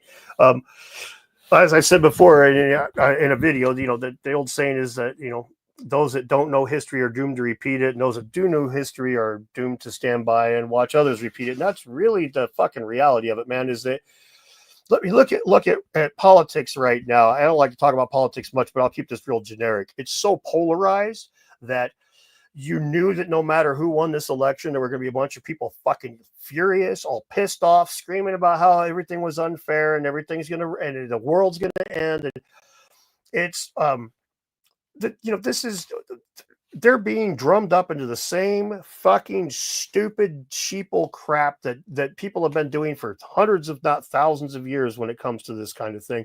And they still fall for it. People that consider themselves politically savvy still fall for the exact same stupid fucking tricks that their great grandpa fell for. It's pathetic. So, it's it's a frustrating thing. Is like the more introspective you are, it's almost like the more damaging it is to your psyche, it seems, because you just kind of stand by and watch the world do stupid shit and recognize you do some of that stupid shit yourself, and you usually catch it in hindsight. Every now and again you're lucky enough to catch it before you pull the trigger. Everything's been looted already. That's pretty accurate. Sepper, not cipher. Okay, sorry, man, I don't know the guy very well. You better believe Flint's looking to grab screenshots in the chat comments. That's fine. Do you think the Vikings settled inland North America and then died off? Abso-fucking-lutely. I think the Vikings settled inland North America and then died off. I don't think that they got real far, but I do think that they, like inland. I guess maybe that's where we might disagree on what inland means, but I do believe that they definitely hit the continent. They definitely made settlements and tried to establish a colony, but they didn't do very well. All the good stuff is in a secret warehouse. Well, thank you. I appreciate you doing a great job. Stuff. Trying to catch Dan slipping is watching paint dry the movie. Thanks. Yeah, I slip every now and again, but yeah, you're not going to catch me saying anything too terribly spicy. I hope. It's been a long time, and I try to try to make sure that I don't the stuff that we used to do back in the old days. It wasn't good. We don't do no more. The world has changed quite a bit. Like there is no fucking question, and a lot of that's really cool. The only place I would really complain about it is when I don't think that comedians that are being comedic should be held to the same standards as a person having a casual conversation. I mean, like the joke that I always use for the example of this is the old one that's like, my grandpa died in a concentration camp. He fell out of a guard tower.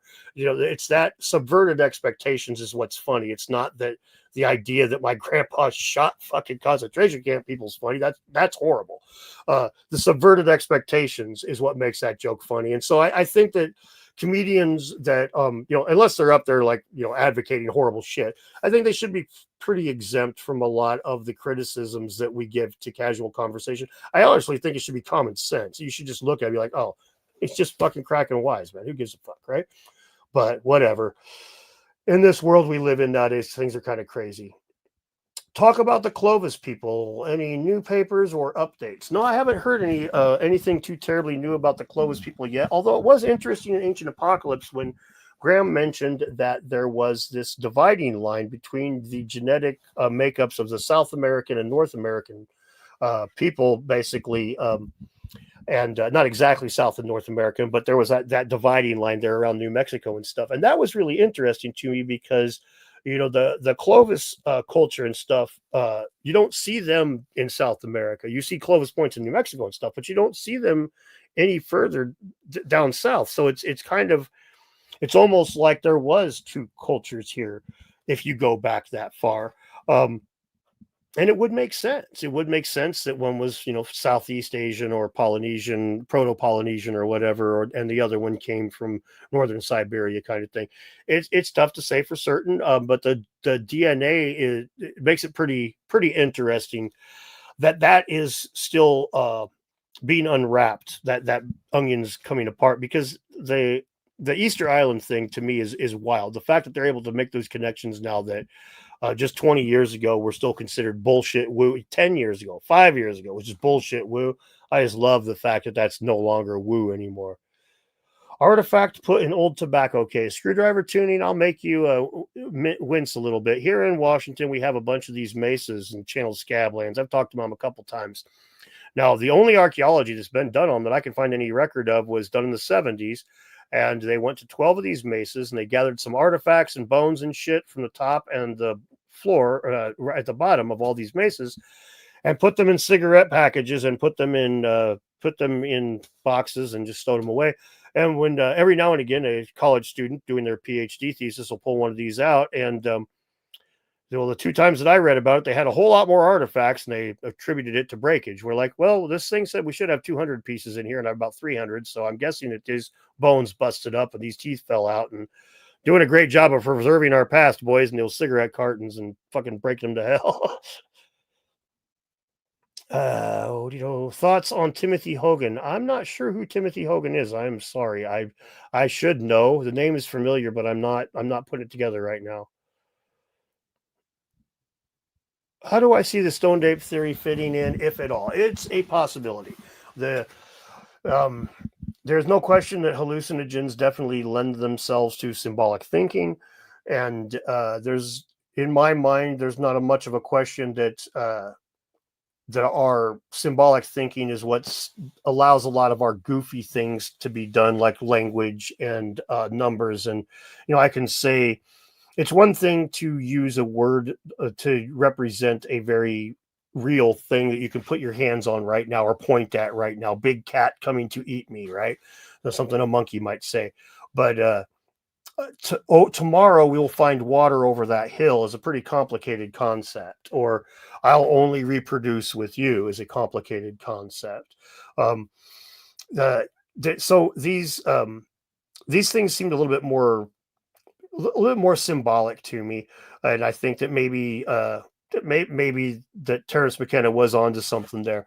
Although this is, again, that's the kind of thing that's really unfalsifiable. It's really, I mean, unless we sat a bunch of monkeys down and started dosing them up all the goddamn time, which I don't know if I told you guys, but my daughter's a neuroscientist, and she actually studies, because in Washington State weed is legal. She studies the effects of cannabis on mammals, and mostly rats, where they plug their brains into this machine and they blow a bunch of smoke in on them and watch what it does to their brains. So maybe I'll see if she wants to get a bunch of monkeys and start dosing them mushrooms, and instead of making rats have nightmares about her, she can scare all the goddamn primates. All right, let's see what else we got here. The idea that, yeah, I don't want to talk about that anymore. Sorry. The progress of astronomy is so astounding. I tend to think geoscience has the potential to figure out incredible details of our past knowledge you'd think impossible to know today. Yeah, that's something that's honestly, it's kind of wild to think about that. Yes.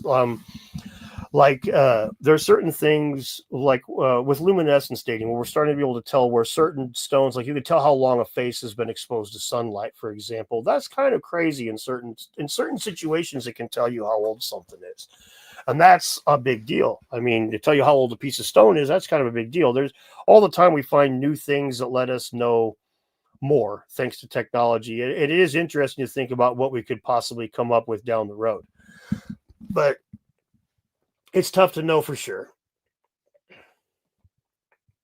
Oh yeah, no problem, Uncred. It was fun.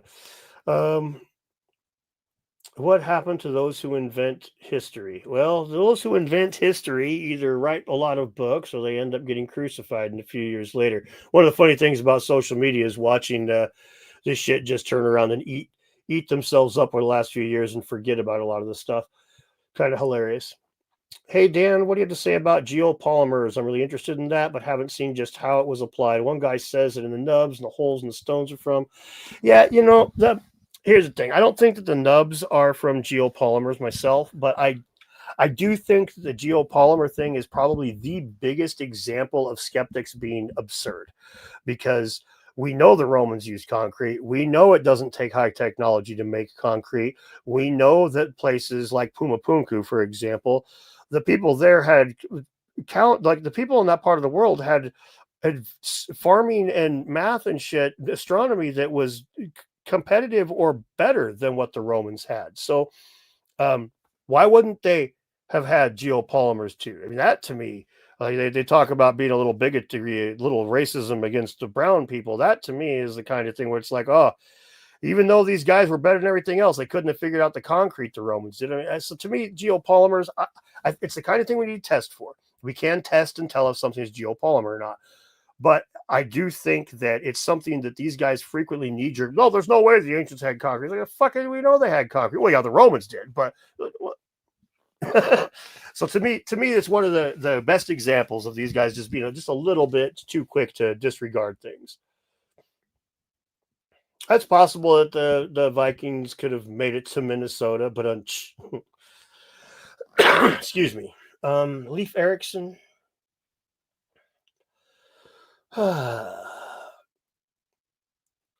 Yeah, there's yeah, it's yeah, the whole Christopher Columbus and Viking thing and all of that is a pretty fun little rabbit hole that I'm just gonna stay the fuck away from. I'm not getting again. I don't want to talk about shit no more. Probe being used to solidify the stone with electricity. Yeah, I've heard that one too. That's where I think the geopolymer thing really loses it, because that don't make no sense to me. Like I don't. You don't have to use electricity to solidify the stone. You'd use like heat, and if you were generating heat with the electricity, we would be able to see that there would be some black mark somewhere. Electric, you'd have to scrub it off. All right, you'd have to like scrub the stone off. It ain't coming off on its own. Anybody who's worked electricity knows you blast a piece of concrete, man. You got to scrape a layer of concrete before that black's coming off. You ain't getting no rubbing alcohol. Gonna fucking bleach, gonna clean that shit up. So I don't think I think the geopolymer is feasible. I don't think the nubs have anything to do with that. I don't think they're leftovers of a bag of concrete or anything either. I think the nubs are like I've got a video on it, you should check out. I think they were more of a guiding point. But yeah, it's my most popular long form video. So if you want to know what I think about the nubs, you can just click on that when we're done here. How come Flint Dibble sounds like a Parks and Rec character? That's actually, I've heard him called South Park character a lot, but I actually like that better. That's actually, he does actually sound like the kind of character that would be running around with Leslie Knope. Will you be doing anything on Pumapunku in the future? Yes, I absolutely will be covering that site in the future. We'll see. It's the Joe Rogan effect. As long as you're a genuine, mistakes are forgiven. No, I don't mind slipping and saying things that are just mistakes. It's just they're hoping that I'll slip and like say something terrible, drop some gamer word or something like that. I'm sure that that's what they're hoping for, because that's all they need is just a clip of Dan saying that, and then that's over. As far as geopolitics, Trump just saved the world. Okay, no thanks. I am not going to discuss all that. No offense, but I completely disagree with. Let's just put it this way: if you have strong political opinions, you can pretty much be guaranteed I disagree with you on them. We'll just say that. Are Sami people Eskimos of the North Scandinavia? Shit, I don't know. I do not know the Sami people Eskimos of the North of Scandinavia. I'm not aware of that people. So there you go, Flint. There's your clip of Dan being racist. I don't know who those peoples are. Thank you, Dan. I do appreciate you checking it out. Oh yeah, of course. I don't know about the Sami people. Sorry. Warming period in Greenland was green, yeah. A Holocaust survivor died and went to heaven. When he went to God, he told a Holocaust joke. God said, "That's not funny." The survivor said, "I guess you'd have to be there." Jesus fuck. Okay. Yeah, see, that kind of stuff's funny. It's stupid, but it's funny. Okay. That's not, if somebody's making the kind of joke that is like, it's pretty easy, I think, to tell when a joke that has racial connotations is mean-spirited or is a joke. I think that most people can figure that out, but who knows? Flint Dibble said your Coke poster is not historically accurate. Max Headroom was made with copper tools. Max Headroom is actually made with computers. They took Edison Carter and they transferred his brain into, they copied, I mean, a computer copy of his psyche, and that's Max Headroom. It's glitchy at times, though. It's hard for him to argue he didn't end up with bad publicity after Rogan. Yeah, Rogan calling him out was pretty beautiful in my opinion. It made me happy because I was like I mentioned in my little video I made afterwards. I was feeling like at a certain point it's like he's a real archaeologist. I'm just this dude, so he just keeps hammering at. He doesn't know what the fuck he's talking about, and eventually that just becomes a narrative. But Joe put a pin in that. That ain't gonna happen. Now the narrative will be, Flint will be accurate. Flint wasn't accurate. He was perfectly happy to bend the truth in order to win the debate. 22,000-year-old Mexican footprints in White Sound, New Mexico. Thanks, Graham Hancock. Yeah, the that site. I'm hoping this summer. I'm hoping to take kind of a larger road trip this summer and Chaco Canyon, White Sands. There's a number of geoglyph sites in Washington State and Idaho that I can't find an actual like catalog or archive of, just like some places locals tell you about and shit. So I'm kind of I'm kind of thinking about making some larger road trips in the next this next year, and that's gonna be part of it, Chaco Canyon and shit. Santa Claus is from the mushrooms at the bottom of the Christmas tree. I found some mammoth bones on the way to Delta Junction this summer. Not going to say there because scalpers will just destroy the place. Yeah, if you guys don't know how much mammoth bones are worth, there was a guy here in town that ran one of those eccentric rich people museums for a while, and when he passed away, he had a big auction, and I did eBay for a long time, and I didn't go to the auction because I knew it was all eccentric rich people shit, and it wasn't really in my wheelhouse. But there was a mammoth head there, a real mammoth head. And it sold for, I want to say $300,000. I want to say 300,000 is what it sold. It was a lot of fucking money, a stupid amount of money, was what all the rumor was. Everybody was talking about. Sami people are not Eskimos. Yeah, I don't. I wish I knew something about the Sami people guy. We've been watching the UAP congressional hearing. I won't be watching it live, Blake. I talked about this a little bit earlier. I probably won't be watching it live, but I will definitely be checking it out. That stuff's interesting to me, but I am always, I more expect Congress to blow smoke up our ass than anything else in order for them to either continue to hide our technological tests or the fact that we're behind the Chinese or something like that. That's more, more my guess, but I will be looking into it to see what we get there. Um, I really hate the smell of weed. Yeah, it's the taste of weed that I like. The smell of cocaine. I'm joking, obviously, but yeah, I don't mind the smell of weed myself. If I did, I'd probably have a problem in this room.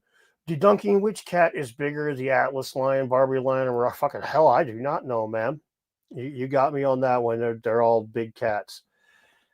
If we were evolved monkeys, why are there still monkeys? God damn it, Philip! You are this is a troll question. If Americans came from Europeans, why we still got Europeans? Always in tobacco tins. My great grandfather, 700 tins full of coals. Yeah, these were cardboard boxes though. Not even tobacco tins. Fucking cardboard boxes. Yeah, the use of hallucinogens and evolution is an interesting little place to like wind the two together. Large scale geoglyphs of DMT producing toads, and yeah, that there is you can like. There's no question that early shamanistic practices. There's no question that like hallucinogens play into shamanism, and I would assume a lot of the early ideas of spirituality and stuff were heavily informed by hallucinogenic plants. So it makes sense to me that like that's a angle to look at a lot of this stuff from, because the people back then they were probably high as a fucking kite when they wrote some of these things. This is my first time catching a stream. You have a great rapport with the chat. Good stuff. Thanks. Well, thanks. This is actually my first time doing this. I've either had a guest on or I've had a video playing, and so it's not having the exact same going on, but uh, the this time I get to talk to the chat. Sorry, I was just reading the other comment, lost my train of thought. This time I get to talk to the chat, so yeah, thanks. I'm glad this is working out as well as it is. I'm no Bill Burr, so I'm sitting here and talking for 3 hours straight with not bouncing off of no one isn't going to probably happen. Who was worse, Clean Leopold, the Belgian Concord? God, man, why do you ask these kinds of questions? It's just, I think I'm gonna don't you? I'm gonna go out on a limb and assume that you're the same guy that I just booted there. I don't want to do it again, but I will. Apes on Psilocybin is a good flick. I have not seen that. Yeah, I still partake, even though I'm getting to the point where I mostly use the edibles and the dabs because the regular old reefers is hard in the lungs. Yeah, LSD spider webs. Yeah, those ones are pretty wild to see what they do on spider webs. DNA evolved due to environmental stress. That is does seem true. Puma Punku looks molded, not cut. In places, that's definitely does seem to be the case. But again, that's something we can test for, man. That's really the reality of it, which is one of the reasons I get so pissed off that I get so frustrated, I should say, with the way that they just the skepticism when it's so fucking cynical and so not fair. It's like, dude, we can go to Puma. We have the fucking technology. Let's go to Puma Punku and fucking test these stones. Nope, there's no reason to. Well, okay. Well, then we'll just continue to fucking say they were built by whatever the fuck we want. And, or we could just, science. Instead, they want to argue about it on Twitter and just fucking fuck. And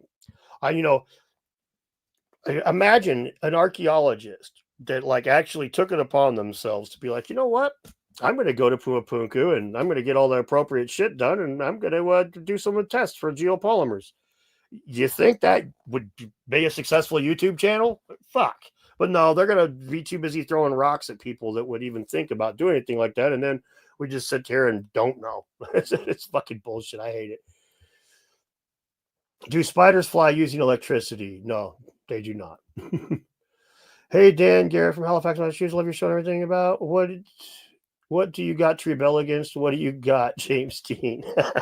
Yeah, I don't rebel against. I just do call it as I kill. I don't know if call as I see him. I don't know if I'd say it was rebellion or not per se anymore. I yell at what I see needs yelled at, I guess. Oh, for fuck's sake. Oh, I do not want to have to be doing this, but if you ask the same kind of dumbass questions, I'm not going to ask about white people and black people anymore. Let's ask about dolphins and orcas. Sorry, if you want somebody that dumb, you should go find an archaeologist to fucking cater to, because I ain't falling for that stupid shit. Sorry. Would I be keen to have a chat with Luke Caverns? Oh, fuck, man. Luke Caverns is a great guy. We text each other from time to time. Like, I could call him right now and be like, hey, Luke, what you doing? So, yeah, I'd be keen to have a chat with him. He's a great dude as far as I'm concerned. I get along with a lot of people in this community, even people that don't get along with each other. I seem to have no problem with. It's the only people that I really, pretty much my only real thing is if you're fucking openly dishonest or if you just start calling people shitty shit like racist, sexist, misogynist, and all that crap, and you're doing it based on threadbare. That shit right there, I have fucking no tolerance for. If you're gonna just demonize somebody over nothing, I'm going to consider you about half a step above somebody that attended P. Diddy's parties. Fuck you. You deserve no politeness, almost no quarter. If you're going to go around calling people racist, that's the kind of shit that could get somebody punched in the face walking down the street. If somebody thinks you're a racist, somebody's liable to just hit you in the face for no goddamn good reason. So somebody who throws around accusations like that can eat a dick. Matthew LaCroix. Yeah, I wouldn't mind talking to him. I don't know a lot of his work, but I wouldn't mind chatting with him. The Hunger Games are totally real. I was actually going to be on them, but I had eaten first, so they wouldn't let me on. But there's your boomer joke for the day. Outside opinion, Dibble feeds on the controversy and nothing more. It benefits you both, but you more than him. His loudness is your strength. Yeah, he's at a spot where like this is sadly he's kind of. How do you put it? This is going to put him in a spot with Joe Rogan. After that, he's now Flint's going to just be like, I was right. All these guys were wrong. He'll never back down. He'll never admit that he took it too far. And that's really what it comes down to. And it's like, man, if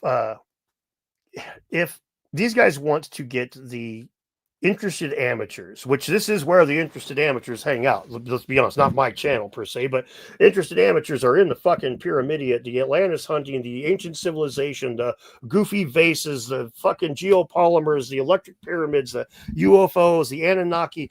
These are the guys that are interested in goofy aspects of archaeology, and they are the ones that are spending money to go on tours. They are the ones that are promoting television programs that do really well. Which, by the way, just as an aside, really quick, the idea that Graham Hancock's Ancient Apocalypse got on Netflix because his son is on the Netflix team is absolutely fucking hilarious.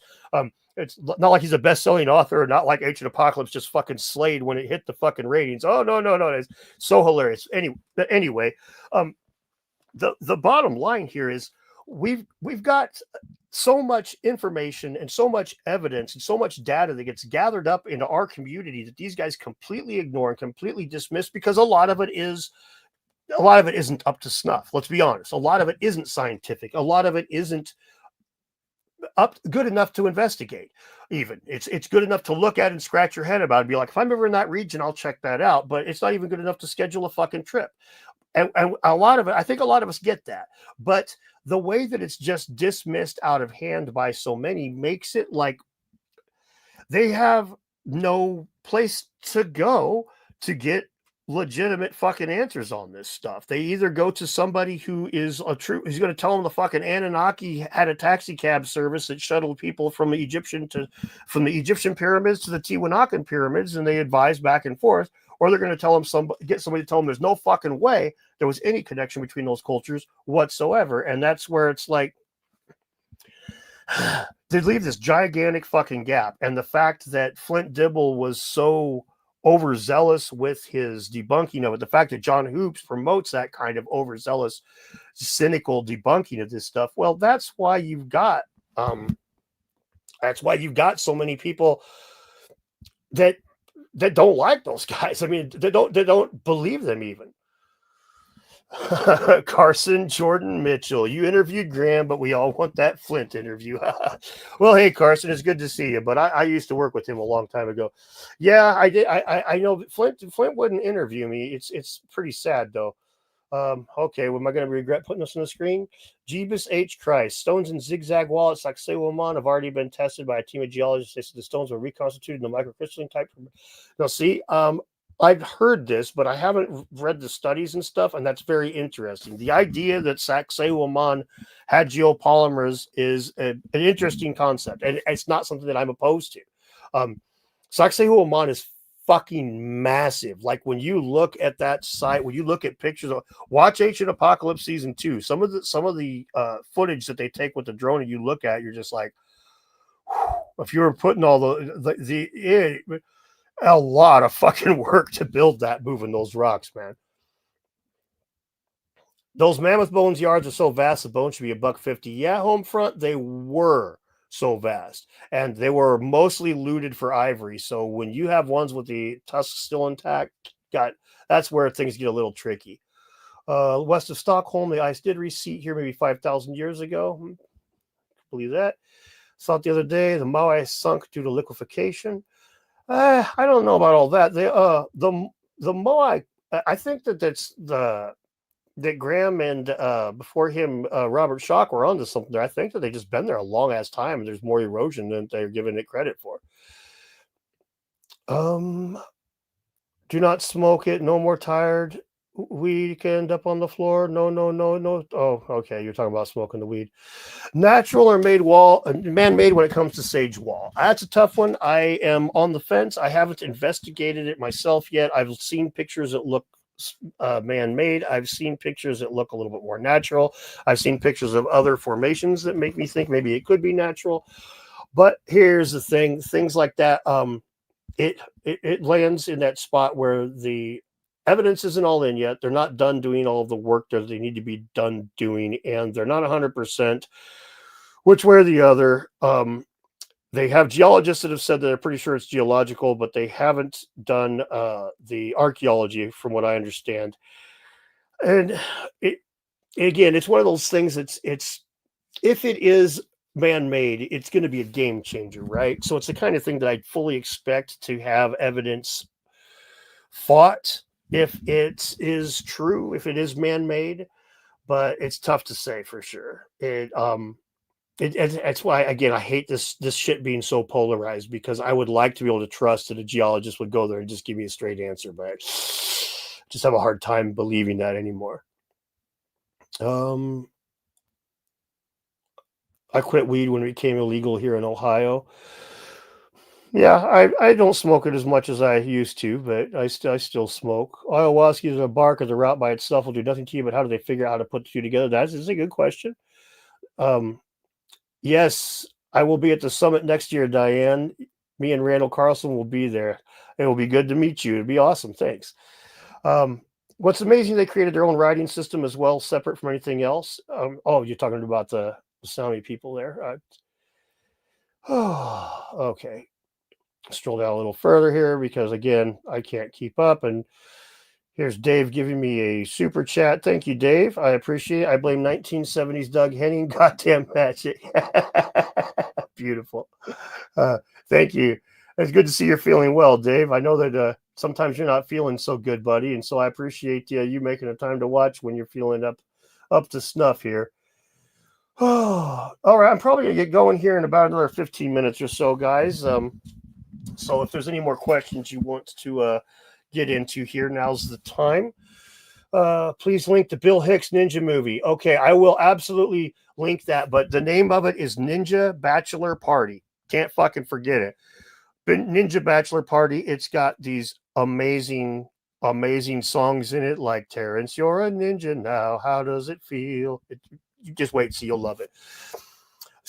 Cypress Hill, Jesus fucking Christ. You know, I have like 90s compilation CDs that I rock out into the car, much to my son's chagrin. And even they don't have Cypress Hill on it, which is crazy. Yeah, no problem. Thank you, Space. I appreciate it. Okay, Eris, what did you ask? Sorry. What is your favorite Grateful Dead song and why is it Terrapin Station? Oh, I don't really have a favorite Grateful Dead song. The Grateful Dead are okay, but I'm crazily enough, I'm not the biggest fan of them. They're all right. I would never have gone crazy touring and chasing them, but a lot of other people do. What's my favorite era and genre of music? Okay, well that's actually crazy. That's a good question. I like a lot of different stuff. Uh, you can find me listening to uh, country from the Rhinestone Cowboy generation, Johnny Cash or fucking David Allan Coe, fucking Merle Haggard. You could find me listening to Beastie Boys. You could find me listening to Led Zeppelin. You could find me listening to Taylor Swift. I listen to a lot of different stuff. I like The Weeknd, man. I think honestly, I'll say some stuff here that make a lot of people all upset. I think Taylor Swift is one of the most talented musician, like not lyrically, but like melodically. She writes amazing hooks. I just give her that. She's really, really good at writing hooks. They have one fucking note and she'll make it a hook. Yeah, I like all kinds of music. Probably my favorite band would probably be Pink Floyd, but or Queen, and on both of them would be because they're so diverse and eclectic and smart.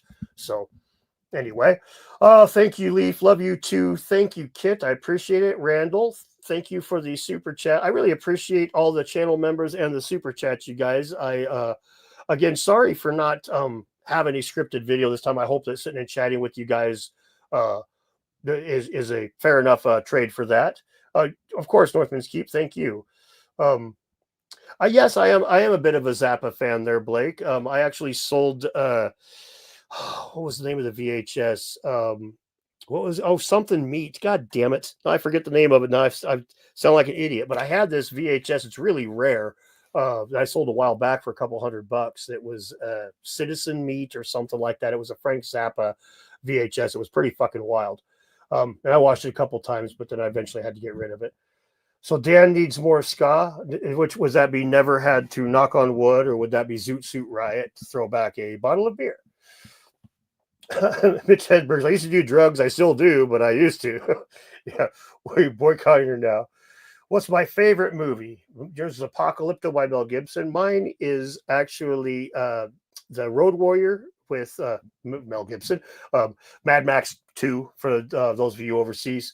That movie is a thing of fucking beauty, in my opinion, for a couple of reasons. The biggest, it's so much fun to watch. It's action packed and it's pretty nonstop. It's entertaining. but it's also, if you watch it closely, it's fucking artsy. There's a lot of symbolism, human that compares humans to animals, like the dog food scene, where it is pretty obvious. But there's a lot of other little scenes in there where, like, uh, if you watch it closely, the scene at the beginning when they go to loot gas, watch the dog whimper in the car, and then listen to the noise that Max's leg makes, the leg brace makes. It's the same fucking noise. That dog and Max move together. When the bad guys attack the camp, the chickens run, and then it cuts to people running, and then it cuts to animals running, it cuts to people running. They constantly allude to humans being nothing better than animals throughout the entire fucking movie. And there's a bunch of other little hidden things like that too. But what I love about it is, if I'm feeling like just want to sit down and watch some shit get blown up, that's a great movie.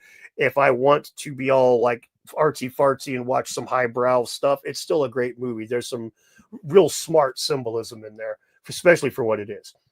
Anyway, did I miss the info about the arc? Yeah, it's way at the beginning. I'm sorry. Pink Floyd is so amazing, and I feel like they probably would have a hard time making it in a TikTok generation. It's sad.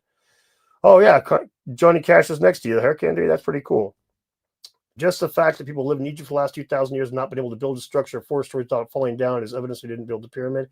Not necessarily, but I would say that it's that we could say that the skill set that was used to build the pyramid was certainly lost. Anybody that is, I was watching one of Metatron's videos not too long ago, and while he has no problem telling the scientists when they're being dumb, he's a historian, and he's very mainstream, and he has zero tolerance for pseudo shit at all.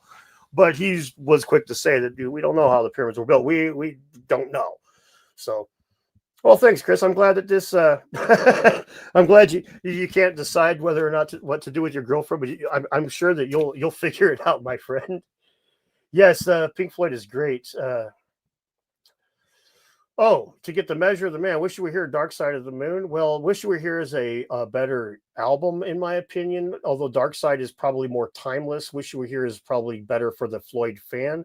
But hot take, my favorite Pink Floyd album is Animals. That fucking thing, lyrically and guitar work, stellar.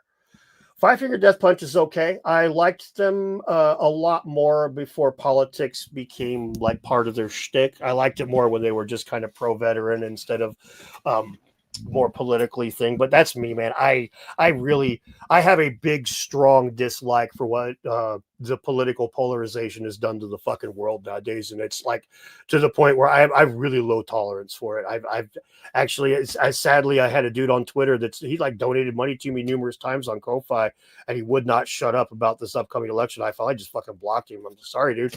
Told you I don't talk about that shit. I just do not care. Pearl Jams aren't bad.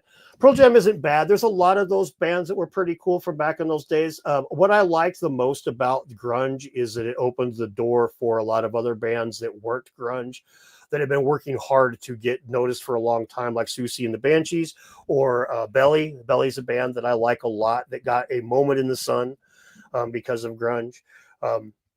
MTV buzz clips. There for a few minutes there, MTV was showing some cool shit, which they hadn't done since the 80s when it was called, what was it called? From the Basement. Fuck, I'm giving away my age.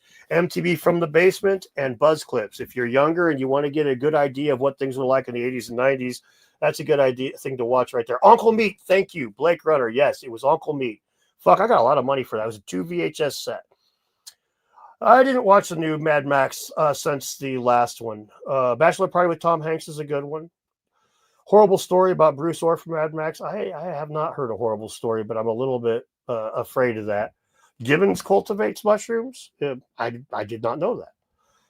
There's almost no good movies anymore. Yeah, I honestly, I have to somewhat agree with that. There are still a few, but they do the same thing with the politics thing, and it's like I don't want it. I just don't fucking want that in a movie. I watched the new Beetlejuice, and that was all right. I thought that was pretty decent.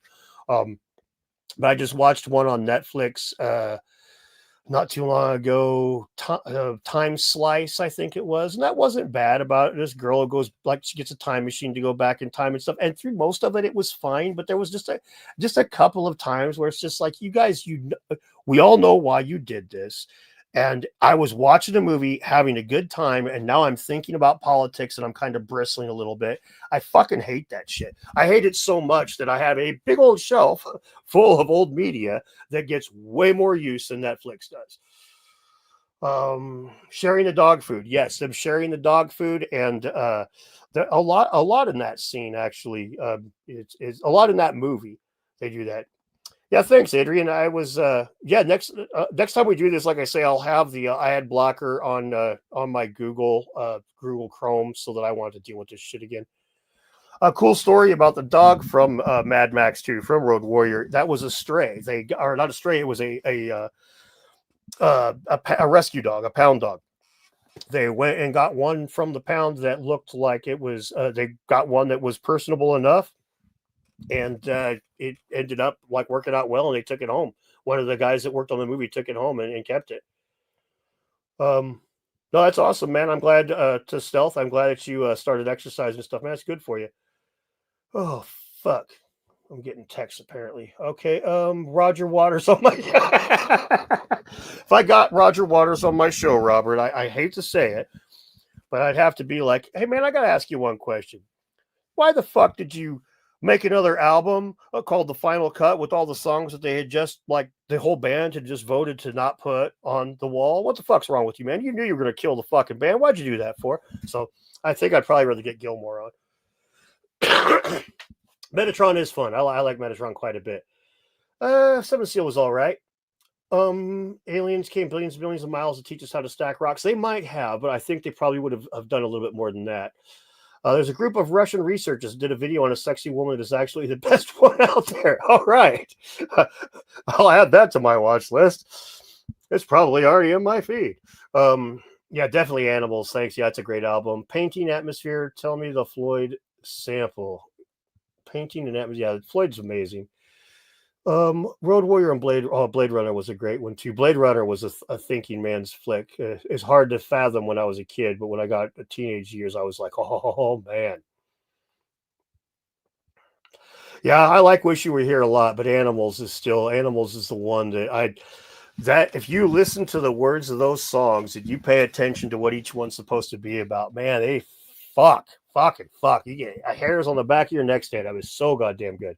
Stevie Ray Vaughan's my favorite grunge band. God damn it. Patience, are you one of the members of that grunge posting on Facebook? Because that was they had to actually ban those kinds of jokes for about 6 months there. People were posting all that kinds of shit. Big on Alice in Chains. Alice in Chains is good. I'm not huge on them, but I like them. Why is music the best topic? I don't know. Music's fun. I think everybody can touch base on that one. Everybody can get along on music. Prog rock versus ska. Prog rock, hands down. Not even a question there. I honestly expect you to say, "Oh man, I can tell you a sad story about the Division Bell." I had 2 tickets to the Division Bell, to the concert. They were fucking $88 a piece for VIP seats to Vancouver, British Columbia, and I live in Spokane. That's quite a little bit of a drive. I worked at part-time at a pizza place at the time, and had a customer show up, and I was talking to another coworker about I had the tickets, and the dude offered me $500 a ticket, and I sold my 2 tickets. It's back in 93, 94, whatever that was, for like way more than I spent on them. And I'm still kind of bummed that I did it. If Waters would have been a member of the band still, I wouldn't have done it. That was how I justified it. No, I have not seen Carlson's new video yet, but I need to. I'm a little bit behind this month. Dire Straits is tremendous. Mark Knopfler is a fucking guitar player extraordinaire. Yeah, I could agree with a good chunk of that list there, Nick. Toad from Santa Barbara, my hometown. Like Toad the Wet Sprocket, Ken Dewey? I like Toad the Wet Sprocket quite a bit. Koala Peninsula in Russia. I do not know who built that. I didn't even know the Koala Peninsula in Russia. Well, thanks, Harold. You seem all right, too. Dr. Junior 4 was a buzz clip fine for me. Oh, yeah. MTV Celebrity Deathmatch, punk rock. Heroin. No, I have not listened to that album, Martin. I'm sorry. Yeah, Endgame wasn't bad. I can't argue with that. I thought it was pretty good. Ender's Game, even. I know you're talking about the Avengers, but Ender's Game was actually a pretty good pretty good movie too. And I don't think they don't make any new movies, but really the whole thing is it's when they try to inject politics. And don't get me wrong, I'm not saying, oh, you can't have a gay character or you can't have a character who's Christian or anything like that. It's when it becomes a talking point of the film. It becomes all of a sudden, it's like we were heading this direction and we derailed what we're doing to talk about this, and now we're going back over there. But we had to have that shit right there, man. It's bad storytelling. It's bad fucking way to play Red Rover with your politics. It's just fucking gross, and it pisses me off. And so I would rather watch an older movie than that won't piss me off so bad. And so that's what I do. Morgan Stewart's Coming Home, for example. I love that film. It gets blasted all the time. But Morgan Stewart's Coming Home, if you haven't watched that, it's a great 80s film. If you love old films, it's a great 80s film. Oh, all right. Politics. I hate religion. Gets forced and everything. I hate both of them. Adam Hart was decent. Yes. Political polarization has and always will be, but it is extremely bad right now. Let's put it this way. If you watch CNN's documentary series about each decade, the 70s and the 80s and the 90s and all that shit, right? You'll see them on every single decade, at least once, they will say, you know, that Bill Clinton, he sure didn't like Republicans, but he wasn't above rolling up his sleeves to work out a deal for the betterment of the country. You know, that Ronald Reagan, he sure fucking hated communism, but he wasn't afraid to work with the people on the left to work out a deal that was better for the country. But now we have this compromise is a dirty word. Give them an inch, they'll take a mile mentality that's taken over politics. So that's top down. That fucking the people on the very top are like they will not give up one iota of this is human rights we're talking about here, no matter which way you fucking argue it. It's like, God damn it, you guys. We live in a democracy. If you won't compromise, you really only offer one option, and that's a violent one. So come on, fucking figure it. This is why we have violence in the streets. People don't want to compromise anymore. Patience, please don't keep saying stuff is more and more spicy. I don't want to have to remove you. Oh, the great filter. No, I don't know about the great filter, Eris. I'm sorry. Good answer about Waters. Glad I asked. Yeah, Roger Waters is a good dude, but he's really, really self-centered, man. There ain't no question. That dude's self-centered as fuck. Love the interview with Graham. Going to rewind to the beginning of the stream, but thanks for all the content. Yeah, thank you, Uncomfortable Crocs. I'm glad you enjoyed it. Thought we were talking about Animals, the band. We're talking about Animals, the album by Pink Floyd. Obscured by Clouds is a decent one. You don't have Facebook. Very nice. One final question for me. The theory that UFOs are human from the future traveling backwards in time. It's possible. I would think it would have less to do with internet documentation being the reason that they're trying to learn from before the internet documentation began. I think it's more likely that they were coming back in time. Like if that is the thing, it would be more like to change the course of history, or to the genetic material thing, to get fresh genetic material because they've been genetically, because I mean, like, we'll go down the dystopian rabbit hole for a minute. Political polarization is so bad that every time anybody who finishes an election, cities burn. So eventually they're like, okay, we're just going to go all Gattaca with this shit. And babies in the womb, we're just going to kind of nerf some of these things that piss people off. And then we're going to have a whole people born that are gray aliens eventually, right? That's the whole idea, is that they're all genetically made, right? So then they couldn't have to come back and get DNA. If that was the case, that would make more sense to me than the pre-internet days. But even that, I'm not a believer in. But it's, you know, it's interesting always to speculate on that kind of stuff. Yes, fucking Headbangers Ball was great. They actually stopped showing Headbangers Ball where I was living in Illinois for a year when grunge first hit to show MTV's Blood Clips, and you could only catch Headbangers Ball at like 3 a.m. on Saturdays for a while because of that. Yeah, Roger Waters has a few decent things that was decent on his own. Yeah, Rammstein's okay. They only really had the one big hit over here, but yeah. The greatest rap record ever. I'm sorry, that's Licensed to Ill, and that's not debatable. Do I like the Beatles? Yeah, the Beatles are great. No Country for Old Men is a great film. I wouldn't argue with that either. My buddy wanting tickets to the Division Bell and couldn't go. Given my brother wanted me to go with him, but I couldn't. Oh yeah, man, I was fucking. I still feel sad sometimes. No, I didn't go to the recent tour, man. I'm a single dad now, and until this, like after I got custody of my son, money's been a little bit on the tight side for the longest time. Kenny Fuller, the Tasman. No, I did not know Kenny Fuller, the Tasman. Ruins the art and the immersion. Tom Waits, Primus. Yeah, those are both all right. Primus is one that I was following fairly early when they were like first hitting the Buzz Clip stuff. I was all over them, and even though that first, it's not their first album, but the Sailing in the Seas of Cheese, fucking every song on that album almost has that same bass line in it. It's still I still enjoyed it, but they did a lot better the next one by changing that shit up. That did make it a little hard to show to your friends. You show it to me, check these guys out. It's like, what is this, fucking 2 hours the same goddamn song? It's like, no, man, it's like 6 songs. Some British indie music. I used to have a playlist, and then I fucking like I changed computers and didn't get back on for a while, and wasn't able to see it to find that playlist. But I had a bunch of old garage bands that a friend of mine over there sent me, and I'm bummed because I can't find most of that shit now. Orson Scott Card was super religious and political. Yes, he was, but he was also able to make his books not bleeding the shit. Like, if you read any of fucking what's his fucks, the L. Ron Hubbard shit, you read any of his shit, his political and religious beliefs just bleed through. All right, he's hard pressed not to talk shit about psychology or something. But Orson Scott Card, man, you get to the end of it and you see the guilt that Enders feels for wiping out the Buggins, and so he's saving the egg and shit.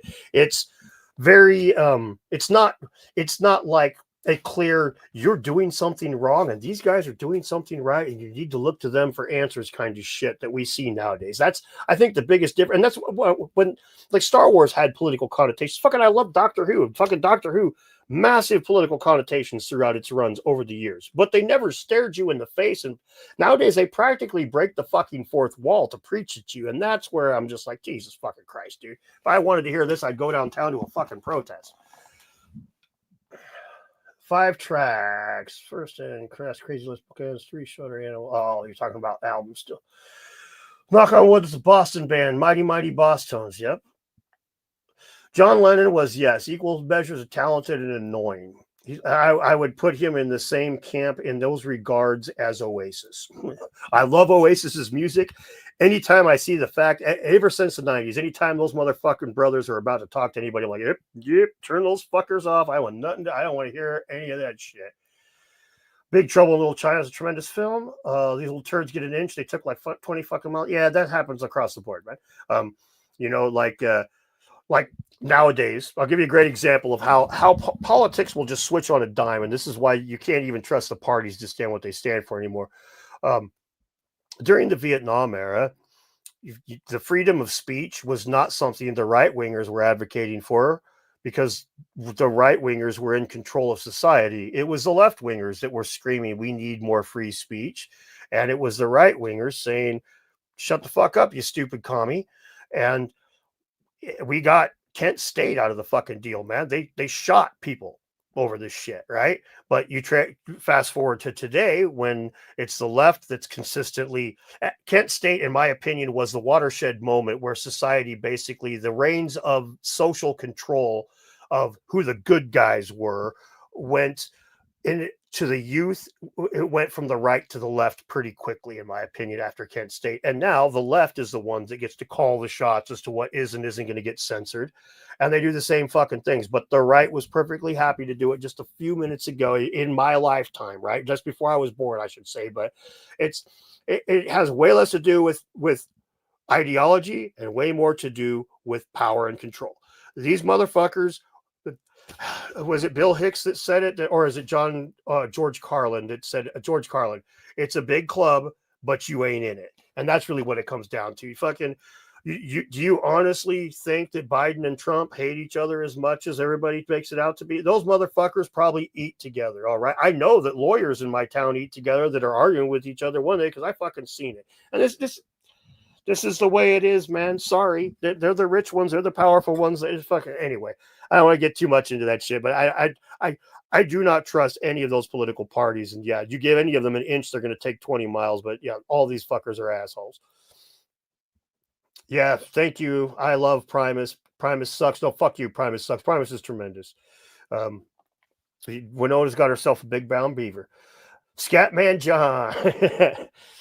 Yeah, that's not my favorite rap song. Talking Heads is a great band.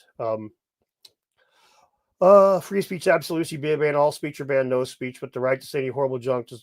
I'm a free speech, close to a free speech absolutist. There are a couple of exceptions. There are, the advocating, like the instigation of a riot, or like telling people to go kill somebody or something like that. You might find that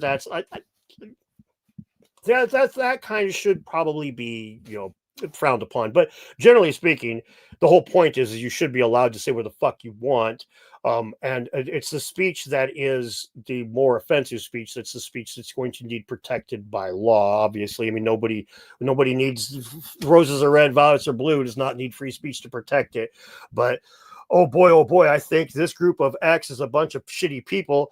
As horrible as that generally is to hear somebody say, it's also the kind of speech that the First Amendment was created to protect. So, yeah, Daniel Whitaker. There you go. You got tear gas for demonstrating in Vietnam, and a couple of months later was in Vietnam. Man, it is a fucking rough time in American history, right there. Really rough time in American history. I feel so bad for those soldiers that like you, that you get stuffed over there, sent over to fight a war that you didn't want, and then you come back home to a bunch of peers that are screaming at you, and a lot of them, like that you got a lot of women that are spitting in dudes' faces that didn't have to make the same decision, and it's not that they weren't. How do you put it? It's the women's lib movement was so strong, and women were becoming so empowered that getting involved in politics seemed like the natural thing to do. And so getting and trying to stop the war made sense. But the 19-year-old woman didn't have to make the choice between get drafted, go to Canada, or go to war. And the 19-year-old guy did. So for her to spit in his face always did seem a little fucked to me.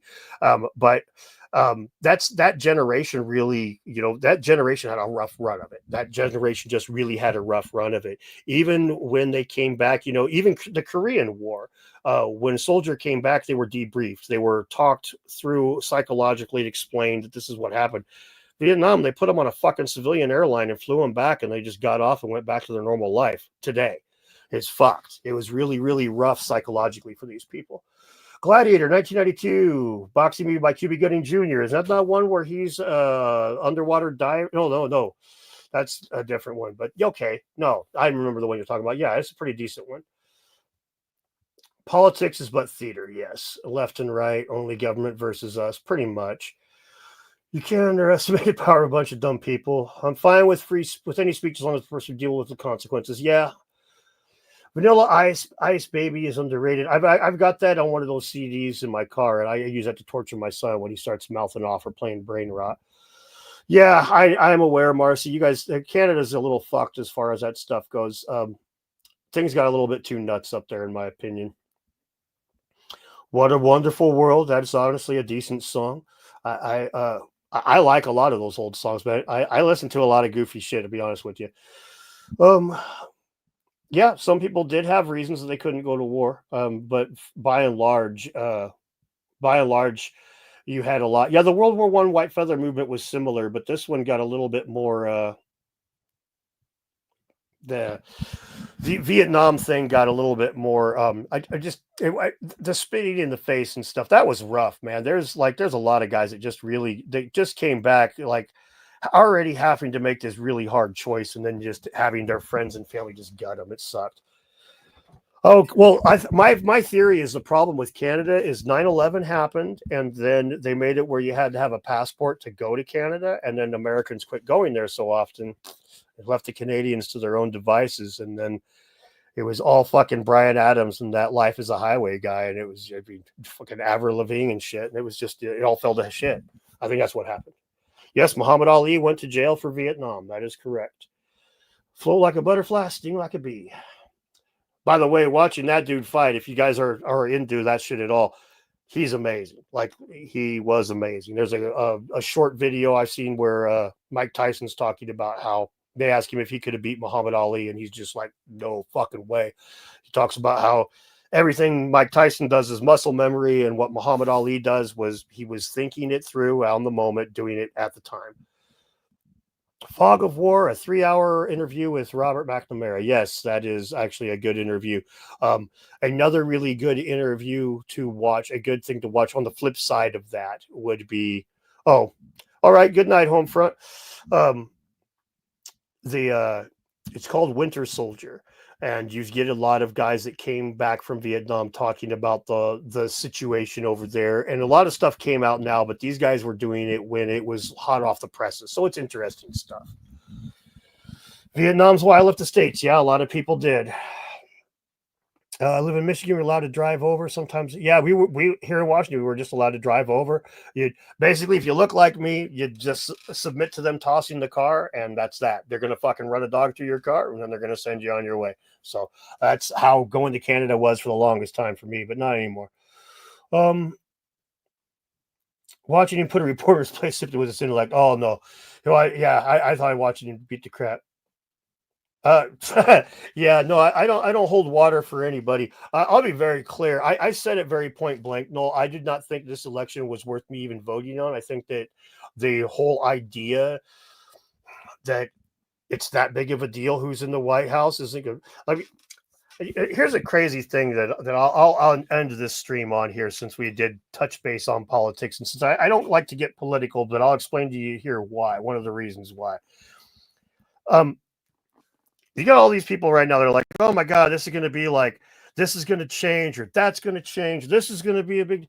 So you remember when Barack Obama said that we were going to have socialized healthcare, we would get to keep our own providers, we get to choose our providers, we get to choose our doctors, and it was going to be either free or extremely low cost.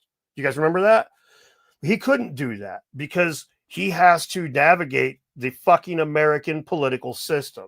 And Trump said he's going to build a wall, but he didn't get to build a wall. Why not? Because he has to fucking navigate the dumbass they put in the White House will mean less to you than the person that is in the mayor's office of your fucking town. Wrap your head around that. That's the reality of it. You could live in a dry county. There's all kinds of counties in the Midwest that are dry. You can't buy alcohol on a Sunday in this fucking city. Why? Because of their local dude. It don't matter who the fuck's in the White House. He just says you can't smoke cigarettes till you're 18 or 21.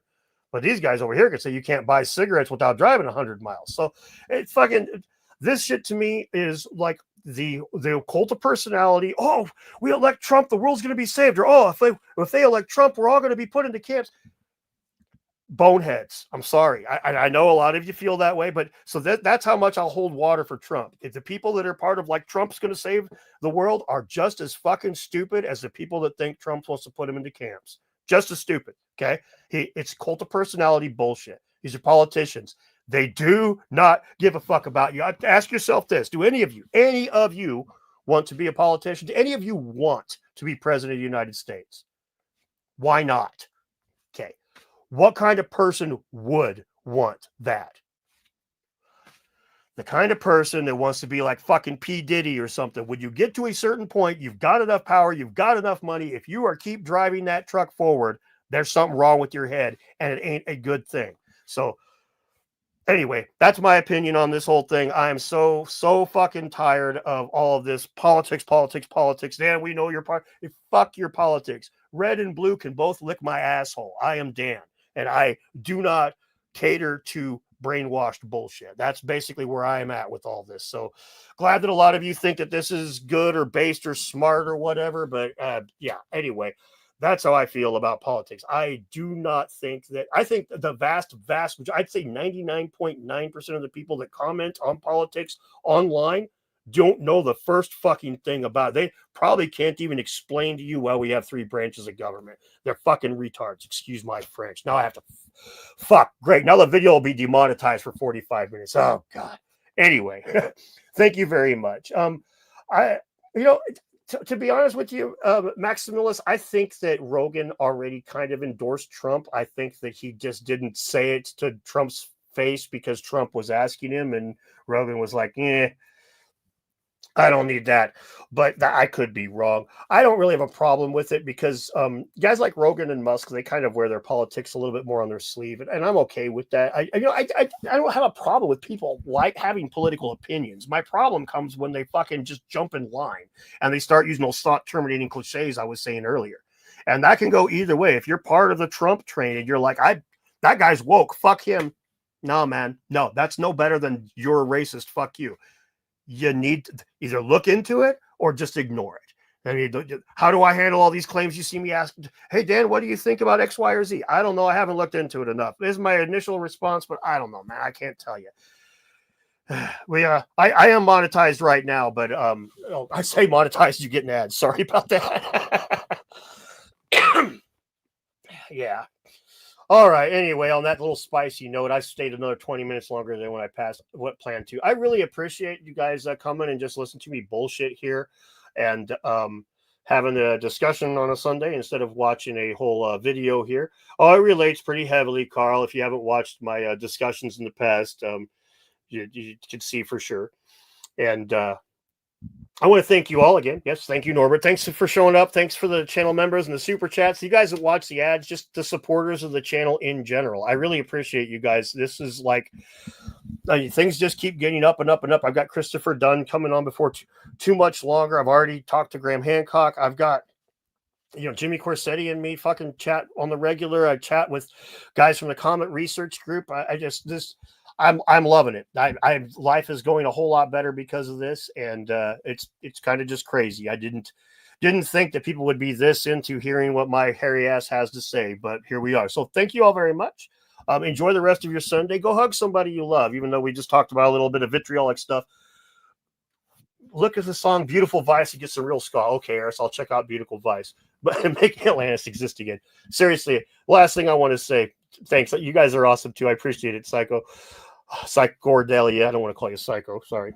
But seriously, we talked about a little spicy stuff. I'm sure you know somebody in your life that like you disagree with on this stuff to a degree, politics or something that you care about.